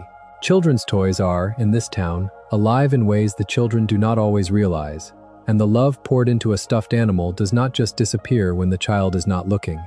The show plays this for comedy and for fright. Read this way, any well-loved doll in a child's life is the symbol of every object that has absorbed more love than its physical form should be able to hold. They are the proof, the show suggests, that love makes things heavy. There is, in some quiet way, a wider implication threaded through these toys and mascots and corporate entities, which is that the world of Elmore is more alive than its inhabitants think it is. The lampposts have eyes in some shots. The houses occasionally breathe. The colors, in certain episodes, seem to be sentient. Gently, the show keeps insisting that the line between living and not living is fuzzier here than it would be in our world, and that this fuzziness is part of why so many of the characters can exist as the strange things they are. A piece of toast can be a person. A cloud can be a girl. A balloon can be in love. The show takes the rules of the universe and softens them just enough that everyone gets to be alive. The bandage doctor, often called Dr. Butt in the show's wider community, joke about his head, is a small minor character who works at the local hospital and who appears in any episode involving injury or illness. He is wrapped in bandages. He is professional. He is, in the show's running commentary on the medical system, almost always either wrong, distracted, or busy explaining a side effect to a patient who really wanted a cure. The argument the show makes through him is gentle. The Elmore medical system, like its school system, is doing its best with limited resources, and the people inside it are mostly trying to help. He is part of the small army of working professionals who keep this town alive in the background, and the show, in including him so often, is reminding you that even in a place this strange, somebody still has to set bones. The mailman, the various delivery drivers, the people in the lunch line, all of these small repeating figures, when you stack their appearances together, start to feel like a population. The show, by populating its background with the same recurring faces, makes Elmore feel real in a way that few cartoons manage. You start to recognize these people. You start to expect them. By their persistence, the writers seem to be saying that a town is not its protagonists. A town is its background. The Wattersons are not the only family in Elmore. They are, in some sense, just the family the show happens to be watching. The other families, briefly glimpsed, are no less real for being unwatched. The secret of Elmore, you could say, is that everyone in it has a backstory, and the show is honest about not having the time to tell them all. Felicity Parham, often credited as Felicity, is the mother of one of the other students whose appearances are mostly tangential, and her role in the show is largely to serve as a glimpse into the wider community of Elmore parents. She is, like Jackie Wilson, like the Fitzgerald mother, like the implied Mrs. Yoshida, part of the silent network of mothers who run this town's social life. The show is, in including her, paying attention to the way small communities are held together by their parents as much as by their children. If she has a secret of her own, it is that her relative invisibility in the show is the precise point. She is one of the many adults in Elmore who matter to other people we do not get to know. Jared, Jealousy, Quattro, and a number of background students who appear in single-episode arcs round out the cast in ways the show is content to suggest rather than develop. Each one of them has, in fan analysis, generated their own minor speculation, and the show has, in some cases, played along with these speculations by giving the characters a single line or a single recurring gag in later episodes.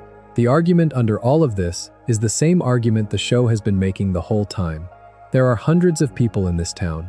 The writers cannot give all of them episodes, but they can let them exist, and that existence is its own kind of dignity. The joyful burger workers, a small population of figures who run the fast food restaurant that appears in many episodes of the show, are another of the writer's quiet gestures toward the working life of Elmore. They are tired, they are underpaid, they are professional, they are, in episodes that take place inside the restaurant, doing the same kind of repetitive labor that Larry Needlemeyer is doing across the rest of the town. The show treats them with the same affection it treats Larry. They are not the joke. The system that hires them is the joke, and the writers, in their quiet way, keep reminding you that this town has a working class that holds it up. By their own faces, the joyful burger workers are the answer to the question of who is buttering Elmore's bread, and the show, by visiting them so often, is honoring them. Beyond the small army of workers, there are other objects in the show that are quietly alive in ways the writers find disturbing or sweet depending on the episode. The cereal mascot Daisy, the fast food mascot, the various brand characters that appear in advertisements. There is a recurring suggestion that the corporate world of Elmore is just as alive as the rest of it, and that the mascots who sell things to the children are, in their own way, conscious entities. The show has fun with this. It also, occasionally, finds it genuinely unsettling. The world of children, in the present day, includes the mascots as people, and any honest portrait of childhood has to include the brands. The show, by including them as characters, is being honest in a way most kids' shows are not. The universe itself, increasingly, becomes a character across the run. There are episodes that explicitly engage with the idea that Elmore is a simulation, that the world is malleable, that the laws of physics here are not stable. There are episodes in which the show breaks itself, mid-scene, and the characters have to acknowledge that the breakage is happening. There is the famous moment, often quoted in fan discussions, in which a character glitches into a different animation style, and the rest of the cast looks on with a kind of patient acceptance. The show does not panic about its own structure. It plays in the gaps. By the time you get to the late seasons, the writers seem to be saying that the world of Elmore is not the kind of stable fictional space you can fully trust, and that this instability is, in some sense, the secret backstory of every character in it. They are all at some level aware that they live in a place that could change at any moment, and they have, all of them, decided to be brave anyway. Read this way. Every character in this essay shares one final backstory underneath all the others. They are all aware that they might not be real. They are all making jokes inside a world they suspect is a stage. The bravery of the show, the reason it lasts longer in your memory than most cartoons, is that it lets them know and lets them live anyway. The Wattersons love each other knowing that the love might be drawn. Penny breaks her shell knowing that the body underneath might also be drawn. Rob seeks revenge knowing that his revenge is part of the same story he is trying to escape. The simulation theory is not, in this reading, a separate fan layer on top of the show. It is the show's actual emotional engine. Everyone in Elmore is performing a kind of stubborn dignity in the face of the suspicion that none of this is fully real, and the show, by letting that suspicion run through every chapter, is making, quietly, the most touching argument it has to make. Stripped to its bones, every character in this town shares the same shape of story. They are all the protagonist of a tale that knows what it is, and they keep on living inside it because the alternative is being forgotten. The internet, as a character, deserves its own pause. The show personifies the internet in one of its most memorable episodes as a small, blue, deeply chaotic figure who lives somewhere outside Elmore and who can be physically interacted with by the Wattersons if they are willing to make the journey. The internet is loud. The internet is rude. The internet is full of useless and dangerous information, and, at the same time, occasionally helpful, in ways nobody can predict. The argument the show makes through the internet is one of its sharper pieces of cultural commentary. The internet is a person, the writers are saying, and the person is exhausting. The personification is, in its way, more accurate than most adult fiction has managed about the same subject. The internet exists. It has a mood. The mood is bad. You cannot reason with it. In the show, the internet is what the world's collective attention looks like when you give it a face, and the writers have decided, with no apparent regret, that the face is unpleasant. There is a quieter implication threaded through the episode in which the Wattersons meet the internet, which is that the children of Elmore have grown up alongside this entity in a way the adults have not.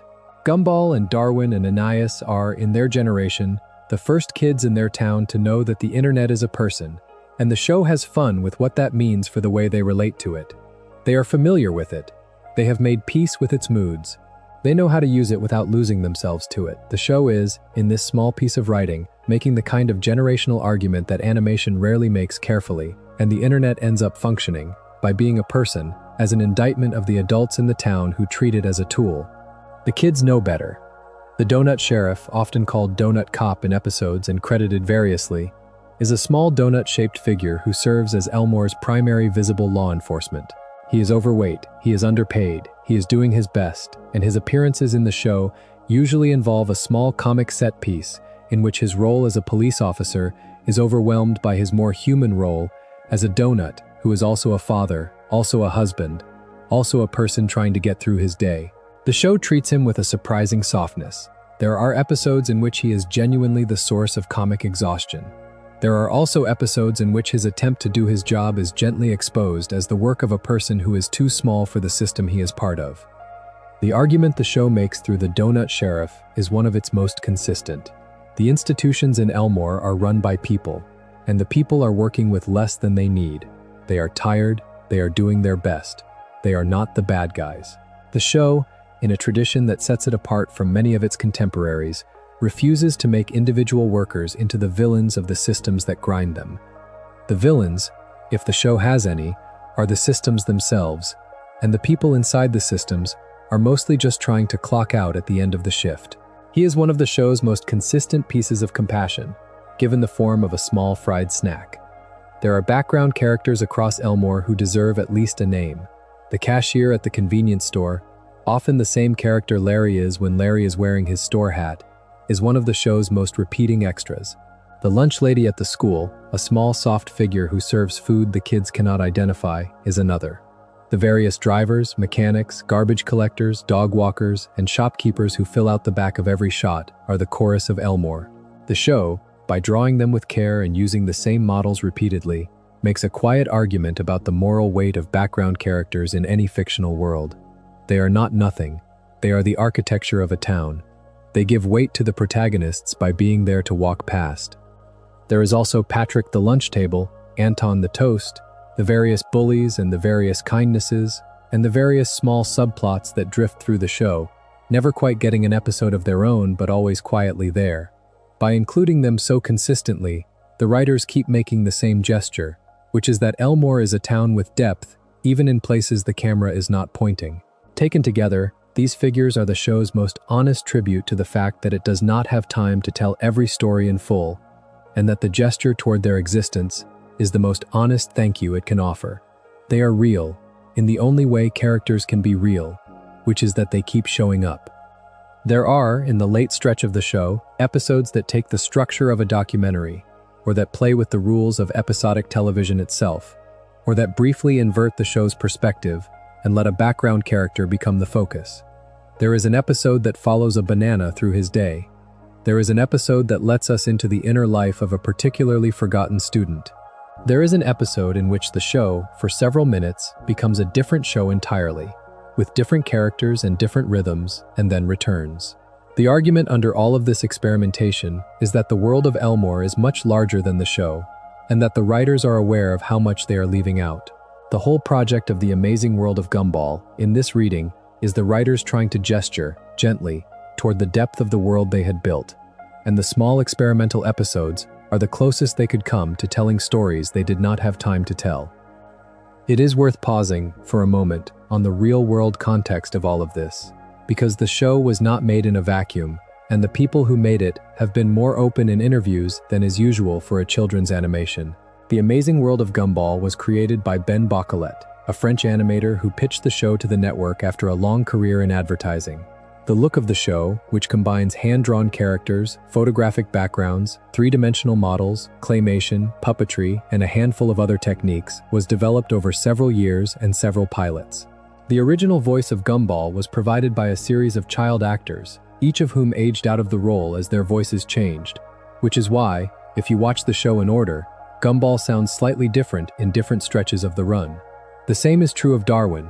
The change of voice is not a glitch, it is a fact of life. The boys behind the boys grew up. The boys on screen did not. There is a small, quiet melancholy in that, if you let yourself feel it. The show ran for 6 seasons across most of the 2010s. By most accounts, it became one of the network's most critically respected properties, garnering award nominations and a reputation for treating its young audience with real intelligence. It ended, somewhat abruptly, on the inversion cliffhanger, and the writers and creators were vocal in interviews about their disappointment that they were not able to land the ending the way they wanted to. The continuation, in feature-length film form, was announced years later, originally for one streaming home and then, after a complicated set of business shifts in the wider animation industry, transferred to another home.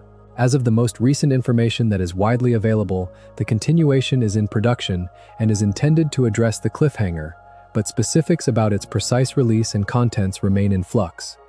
Anything you read online claiming to know the exact contents of the continuation should, I would gently suggest, be treated as speculation until it actually arrives. The writers have earned the right to surprise us. The show was also, by Bocquelet's own admission, made under considerable creative pressure from a network that did not always understand what he was building. There are episodes that were trimmed for reasons that were never publicly explained. There are episodes that were aired in unusual orders or held back from broadcast for periods of time, in ways that fans have spent years cataloging. The most discussed of these are episodes that touched on topics the network considered sensitive, including episodes that brushed against depression, school violence, or politically resonant material, all handled by the show with the same gentleness as the rest of its run. The show itself, you could say, was a labor of love, made under the conditions a labor of love is usually made under, which is to say, not enough time, not enough money, and a constant low-level negotiation with the people footing the bill. That the show came out as good as it did, and as kind as it did, is one of the small minor miracles of recent animation history. There is a tendency in write-ups of the Amazing World of Gumball to treat the show as a comedy with hidden depth, as if the comedy were a costume that the depth was wearing. The more accurate way to put it, I think, the way the show itself seems to want to be read, is that the comedy and the depth are the same thing. The jokes are the depth. The pratfalls are the love. The chaos in the Watterson household is the family being a family in the only way it knows how. The town, by being absurd, is being itself. And inside the absurdity, every character is doing the same work every person you have ever known has done, which is to figure out who to be in a world that does not quite explain itself. The shared backstory under all of these characters, finally, is that they are trying. They are trying to figure out how to be a banana, how to be a balloon, how to be a small pink rabbit, how to be a cloud, how to be a ghost, how to be a giant, how to be a toast, how to be a robot. They are trying to be themselves, and the show is in love with them for trying. Step back from the names, because we have been on the names a long time, and look at the town as a whole. Elmore, as a place, has a backstory of its own that the show drops in increasingly large pieces across its run. The town has a museum, the town has a city hall, the town has a sense of its own history. There are episodes that suggest the town was settled, in the show's deep mythology, by an unlikely combination of creatures and circumstances. There are flashbacks to earlier eras of Elmore, sometimes literal, sometimes parodic. There is, threaded through the seasons, a quiet implication that the strangeness of the town is not random. Elmore is a place where this kind of person can live. Other towns, the show suggests, are not. The Wattersons, the Fitzgeralds, the Wilsons, the Jotunheims, all of them, would be impossible somewhere else. They are here because here is where they fit. Taken as a whole, Elmore is a refuge, although the show is too sly to use the word. It is the kind of place where a small pink rabbit can marry a small blue cat, and the marriage does not stand out. It is the kind of place where a peanut and a ghost and a balloon and a cactus can all be in the same friend group and nothing remarks on it. By being set here, the show is making an argument about what kind of world the writers wanted to live in, which is the kind of world where difference is not, in itself, the engine of the story. The story is the difference between the characters and themselves, between who they are and who they are trying to be, and the world around them, by being so accommodatingly strange, removes the need for the story to be about whether they will be accepted. They will be accepted. The town is built for that. Inside the acceptance, the actual stories can happen. Read this way. Every character we have spent the last 2 hours with is, in some sense, lucky. They live in a place that lets them be themselves. They have friends, however weird, who let them be themselves. They have, for all the dysfunction in their households, families who, in their crooked way, love them. The show, by spending 6 seasons in this place, is making an argument about what childhood at its best can look like. Not perfect, not unbroken, not unsad, just safe enough, for long enough, to figure out who you are. The town of Elmore is the soft floor under all of these children, and the show, by drawing it with such care, is offering its young audience a model for what a soft floor can look like. This is one of the reasons the show is rewatched as much as it is. The audience that watched it as children when it first aired is now older, and a meaningful part of that audience returns to it as adults because the show, somehow, is doing something different on rewatch. The jokes, which were fast and funny on first viewing, become slower on second viewing, become almost reflective. The episodes you remember as comedies turn out to be quiet tragedies in disguise. The characters you remember as fillers turn out to be the most carefully written. The show, in other words, gives more on each rewatch, which is the highest compliment you can pay a piece of long-form storytelling. It is built for revisiting. It is built for the slow attention you can give it years later, in the dark, when you are tired, when you want to remember what it felt like to be a child and need a soft floor. The voice work, while we are on this, deserves another moment. Across the run, the cast included a mix of professional adult voice actors and child actors brought in for the children's roles. The child actors aged out, sometimes mid-season, and the show occasionally had to navigate the recasting in plain sight. Fans have come to read this as a small running record of time passing in our world, while time stands still in the show. The boys behind the microphones grew up, the boys in front of the camera did not. The show, by continuing to use the changing voices, became a kind of slow document of childhood ending, layered into a show that refuses to let its child characters' childhoods end. There is, if you let yourself think about it for too long, a strange and quiet sadness in this. The voice of Gumball you remember from your own childhood was, in the moment you were hearing it, the voice of a real boy who was approximately your age, and that boy is now older, and so are you, and the cartoon character is still 12. The show is, in this small accidental way, one of the most accurate portrayals of nostalgia ever produced, because the nostalgia is built into how it was made. The fans have, over the years, built their own version of the show in the gaps the writers left. Fan fiction, fan art, fan theories, fan reconstructions of episodes, fan analysis videos, all of these have proliferated in the years since the show ended. Some of this is wild speculation that the writers have politely ignored. Some of this has been quietly absorbed into how the show is understood, including, in some cases, by the writers themselves, who have responded to interviewer questions with a kind of tolerant openness to the readings their audience has produced. A show that gives its audience this much room to interpret is a show that has, in a real sense, become a collaborative artwork. The hidden history of the show, finally, is that it now belongs to its audience as much as to its creators. The void is partly the place where forgotten characters live. It is also, by metaphor, the place where the audience does its work. The fans have made the void into a library. It is worth coming back, briefly, to a handful of characters whose backstories the show kept developing in the late seasons, in ways that are easy to miss on first viewing. The first of these is Gumball himself, taken as a longer arc. The boy you meet in the first season is recognizably the same boy you meet in the 6th, but the writers, very carefully, allow him to change. The early Gumball is more frantic, more selfish, more reactive. The late Gumball is sadder, more aware, more capable of pausing before he speaks. The show never makes a big deal of this. It is the kind of growth that happens, in real childhoods, the way it tends to happen, which is to say slowly, in the background, in the small choices a person starts making at the edges of their day. By the late seasons, Gumball is, in some sense, finally beginning to suspect that he might not always be 12. He can sense the edges of his own world. He can hear the show around him. There are episodes in which he behaves with a kind of wistful awareness that does not fit a child his age. And the show, in writing those moments, is trusting its audience to notice them without underlining them. The late Gumball has been changed, episode by episode, by the people around him. He has been softened by Darwin. He has been challenged by Anais. He has been loved into something more honest by Penny. He has been parented, in the gappy way his parents can manage, by Nicole and Richard. He is, by the end of the run, a boy who is becoming the kind of adult the show would have wanted him to become. The cliffhanger interrupts him before that becoming can fully happen, which is, in itself, one of the saddest layers of the cliffhanger. Darwin looked at across the long run also changes. The early Darwin is almost relentlessly cheerful, the kind of optimism that exists because the boy has not yet been disappointed by the world. The late Darwin has been disappointed several times. He has had small heartbreaks. He has been forced, in certain episodes, to confront the limits of his own family, to realize that the Wattersons are not perfect, to choose loyalty consciously rather than instinctively. The shift is gentle, but it is there, and the boy at the end of the run is, in some quiet way, no longer the goldfish who grew legs because he loved them.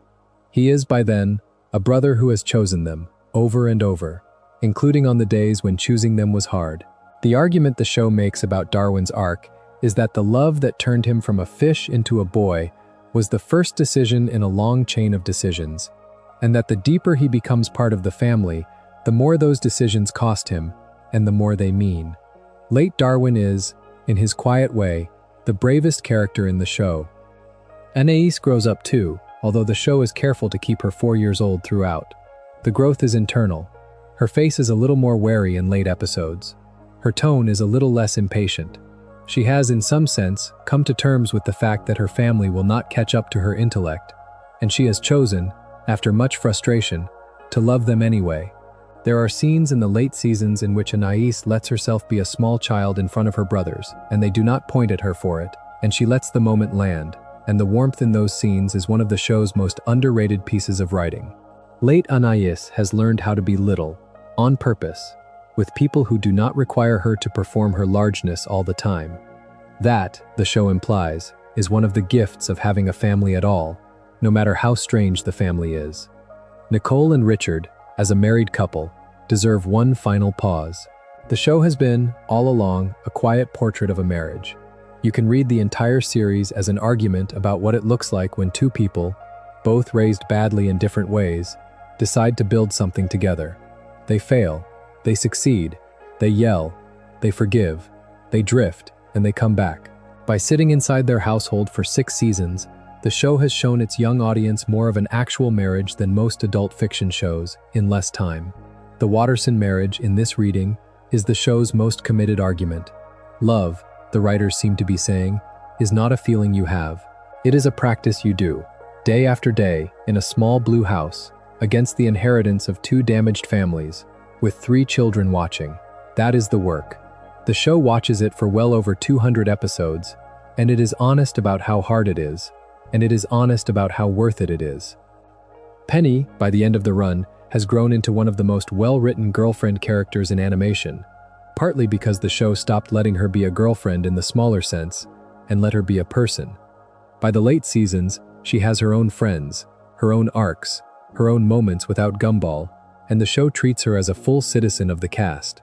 The argument under this development is that the relationship between Penny and Gumball is, in the writers' minds, the one healthy long arc the show has, and protecting it required letting Penny have a life that did not exist purely in relation to him.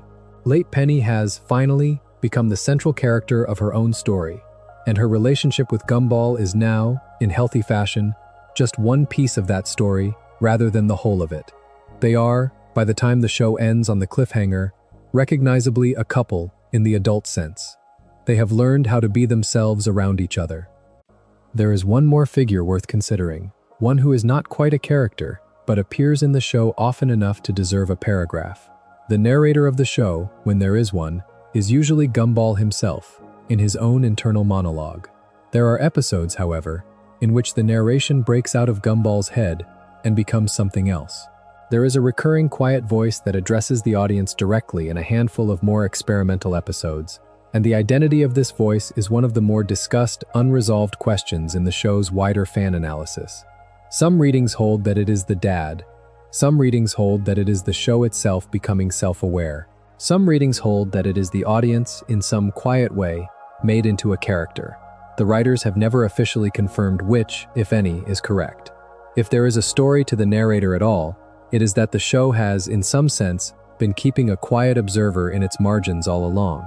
And that observer is, in some reading, you. You have been watching this show, and the show has been watching you back, and the small voice that occasionally breaks through is the writers acknowledging the long conversation that has been happening in both directions. Pull all of this together, and you can begin to see the shape of the larger argument the show has been making the whole time. The Amazing World of Gumball is not, in the end, a show about a blue cat who does chaos. It is a show about a town in which everyone has a backstory, and the town has agreed to let everyone live inside their backstories without judgment. It is a show about families that are broken, and family that gets made anyway. It is a show about friends who do not understand each other but stay friends. It is a show about a school full of children who have, in their various ways, been failed by the adults in their lives and have decided to grow up anyway, with each other, in plain sight, while the world around them threatens at any moment to dissolve into the void. The hidden history of every Gumball character, then, is not really a secret. It is the show, very gently, telling you that everyone you meet has one, and asking you, very gently, to notice it.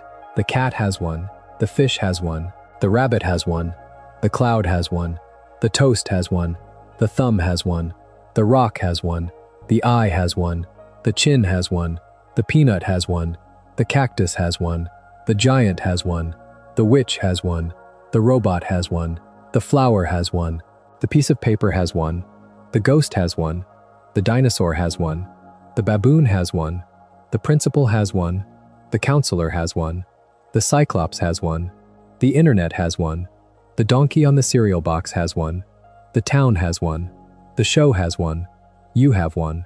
The argument the writers have been making, since the very first episode where a boy looked at his pet goldfish and the goldfish looked back, is that the world is full of backstories, that childhood is the long process of beginning to suspect this is true, and that the closest thing to a moral the show is willing to offer is the simple instruction to keep noticing the backstories.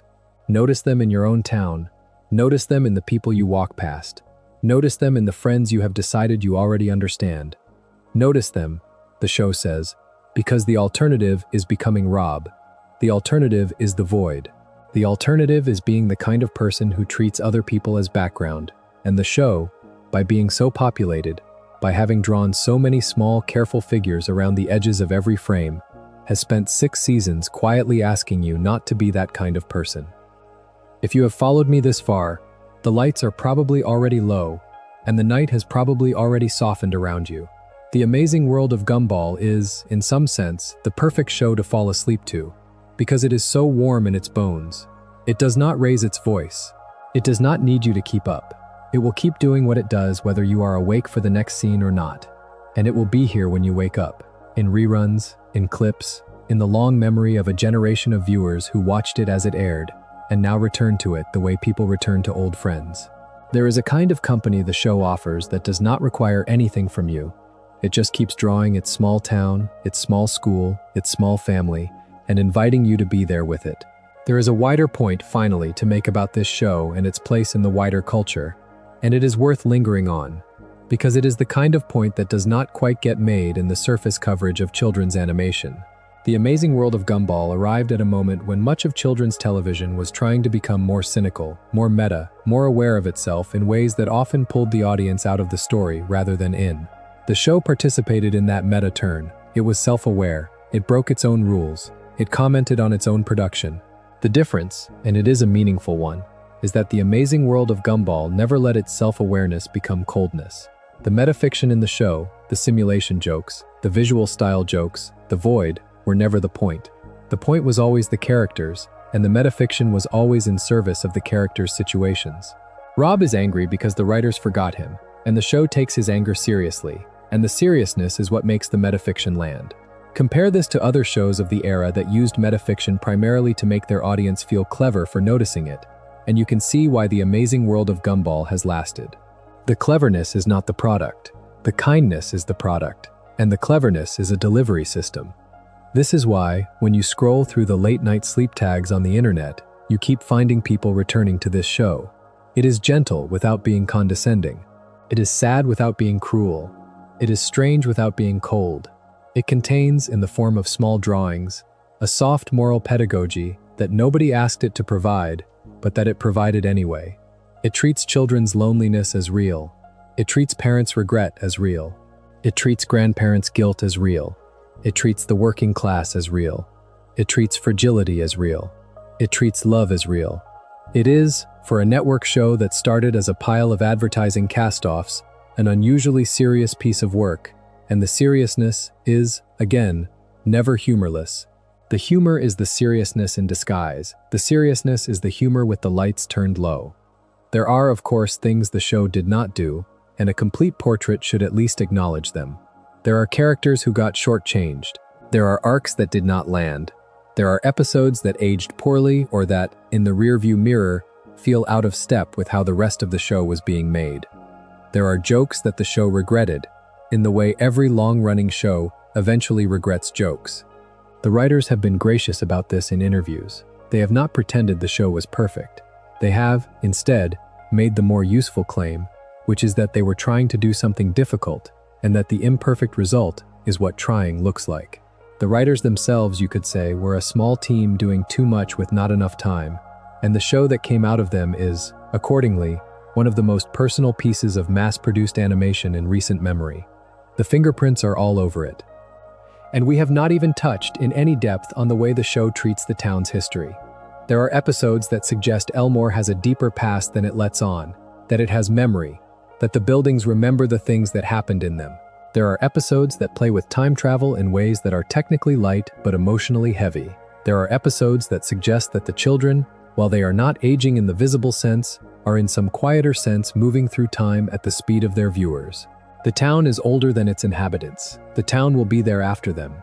The town, in some quietly haunting way, is the show's longest character, and the implication is that it has been hosting strange families for longer than any of the characters know. The Wattersons are, by some readings, only the most recent residents of a house that has held many families. The Wilsons next door are part of the same long chain. The Robinsons across the way are part of the same long chain. The show drops hints, it does not commit. But the hints are there. Elmore has been Elmore for a long time, and it has been many things before it was the Elmore we know. There is also, threaded through the entire run, the implication that the town is a kind of haven that is paid for by something. The fans have generated theories about what that something is, ranging from the literal idea that Elmore is a constructed simulation to the more poetic idea that the town is the dream of a child somewhere outside it. The show has resisted, characteristically, settling any of these readings. What it has done is leave enough crumbs that a viewer with patience can pick a reading and find it well fed. Taken as a whole, the town is, in some real and theoretical sense, miraculous, and the cost of the miracle is something the show is still working out by the time it ends. The cliffhanger, again, deserves a final mention. The inversion, the finale, the unfinished business with Rob in the void, is, by now, the most well-known unfinished story in the show's history, and any honest account of its backstories has to acknowledge that the largest backstory of all is, technically, still being written. The continuation, when it arrives, will say things this essay cannot say, and the reading of the show will shift accordingly. There is a real possibility that some of the interpretations I have offered tonight will be politely overturned by what the writers eventually deliver. That is, in some sense, the privilege of loving a show that is still alive. The story has not ended. The boy is still 12. The town is still there. The void is still full. The audience is still watching, in the small hours, in beds and on trains, and in the quiet rooms of late-night viewing. The show is, by being unfinished, doing what it has always done, which is to keep being a place where things might still happen. Before we let the lights go fully down on this town, there are a handful of smaller threads in the show that deserve to be pulled on, because they keep coming up in fan discussion, and they keep getting half-answered by the writers themselves in interviews and offhand remarks. The first of these is the question of Darwin's origin in the deeper sense. The show is clear that Darwin was the family goldfish before he became their son, and clear that his transformation was caused by love. What it is less clear about is what, exactly, Darwin was before he ended up in the Wattersons' house. There is an episode that hints, briefly, that he had a life before. There are background suggestions that goldfish in this universe have a deeper inner life than the family suspected. There is the sense, in certain late-season moments, that Darwin remembers things from the bull years that the others assume he could not have remembered. The show plays these moments quietly, almost in passing, but the fans have built a small library of interpretations around them. The most popular reading is that Darwin's transformation was not unique, that other goldfish, in other families, could undergo the same change if given the same love. and that Darwin's existence is, in the show's universe, a kind of natural law rather than a miracle. The implication of that reading is large and gentle and a little disquieting all at once. There may be other Darwins out there, the show is suggesting, waiting in other bowls, in other houses, for the right combination of warmth to grow them out of their original lives. Read this way, Darwin's deeper origin is that he might be the first of many, and the show, by leaving the door open, is gesturing toward a wider universe that none of us, on this side of the screen, are likely to get to visit. The second thread is the question of the Watterson house itself. The little blue suburban house on Elmore's main residential street has been the center of the show for 6 seasons. The show has, in certain episodes, made it strongly clear that the house has its own personality. There are noises in its walls. There are corners that seem to behave differently from the rest of the building. There is an episode that walks through the rooms at night, in the absence of the family, and the rooms feel watched in a way that the show plays just on the edge of horror. The interpretation that fans return to is that the house is, in some sense, alive. The town being what it is, the proposition is not absurd. If a banana can be a boy and a cloud can be a girl, a house can be a person. The show does not confirm this. It just lets the lights in the windows linger a little longer than they need to, in certain shots, and lets you draw your own conclusions. The Watterson house has been holding this family the same way the family has been holding itself, and the weight is mutual. The third thread is the question of school. Elmore Junior High is, on its surface, a normal-looking school building, but the show has, in certain episodes, suggested it is more than that. There are hallways that change length depending on who is walking through them. There are rooms that seem to be where the school needs them to be, rather than where they were last episode. There is a vague suggestion that the school, like the house, has its own quiet logic. Some fans have built a theory around this, that the school is a kind of training facility for the small lives that pass through it, and that the strange rules of the building are part of what it teaches. The show, again, does not commit. It lets the school be strange. In this reading, Elmore Junior High is the closest thing the show has to a meaningful institution, and like all meaningful institutions, it is held together by something the people inside it cannot see. The fourth thread is the question of why the children do not age. The show has never explained this, and the simplest answer is the production answer, that the children of a children's show stay children because the show is for children, and the show needs them to stay relatable. The in-universe answer, however, is left deliberately open. There are episodes that imply time in Elmore moves differently than time outside. There are episodes that suggest the children themselves do not want to age, and the universe, being friendly to them, lets them stay. There are darker readings, often pointed to in fan analysis, that the lack of aging is a symptom of the simulation, that the town is locked in a long loop, that something at the top of the world has decided childhood is the part of life that should be preserved here.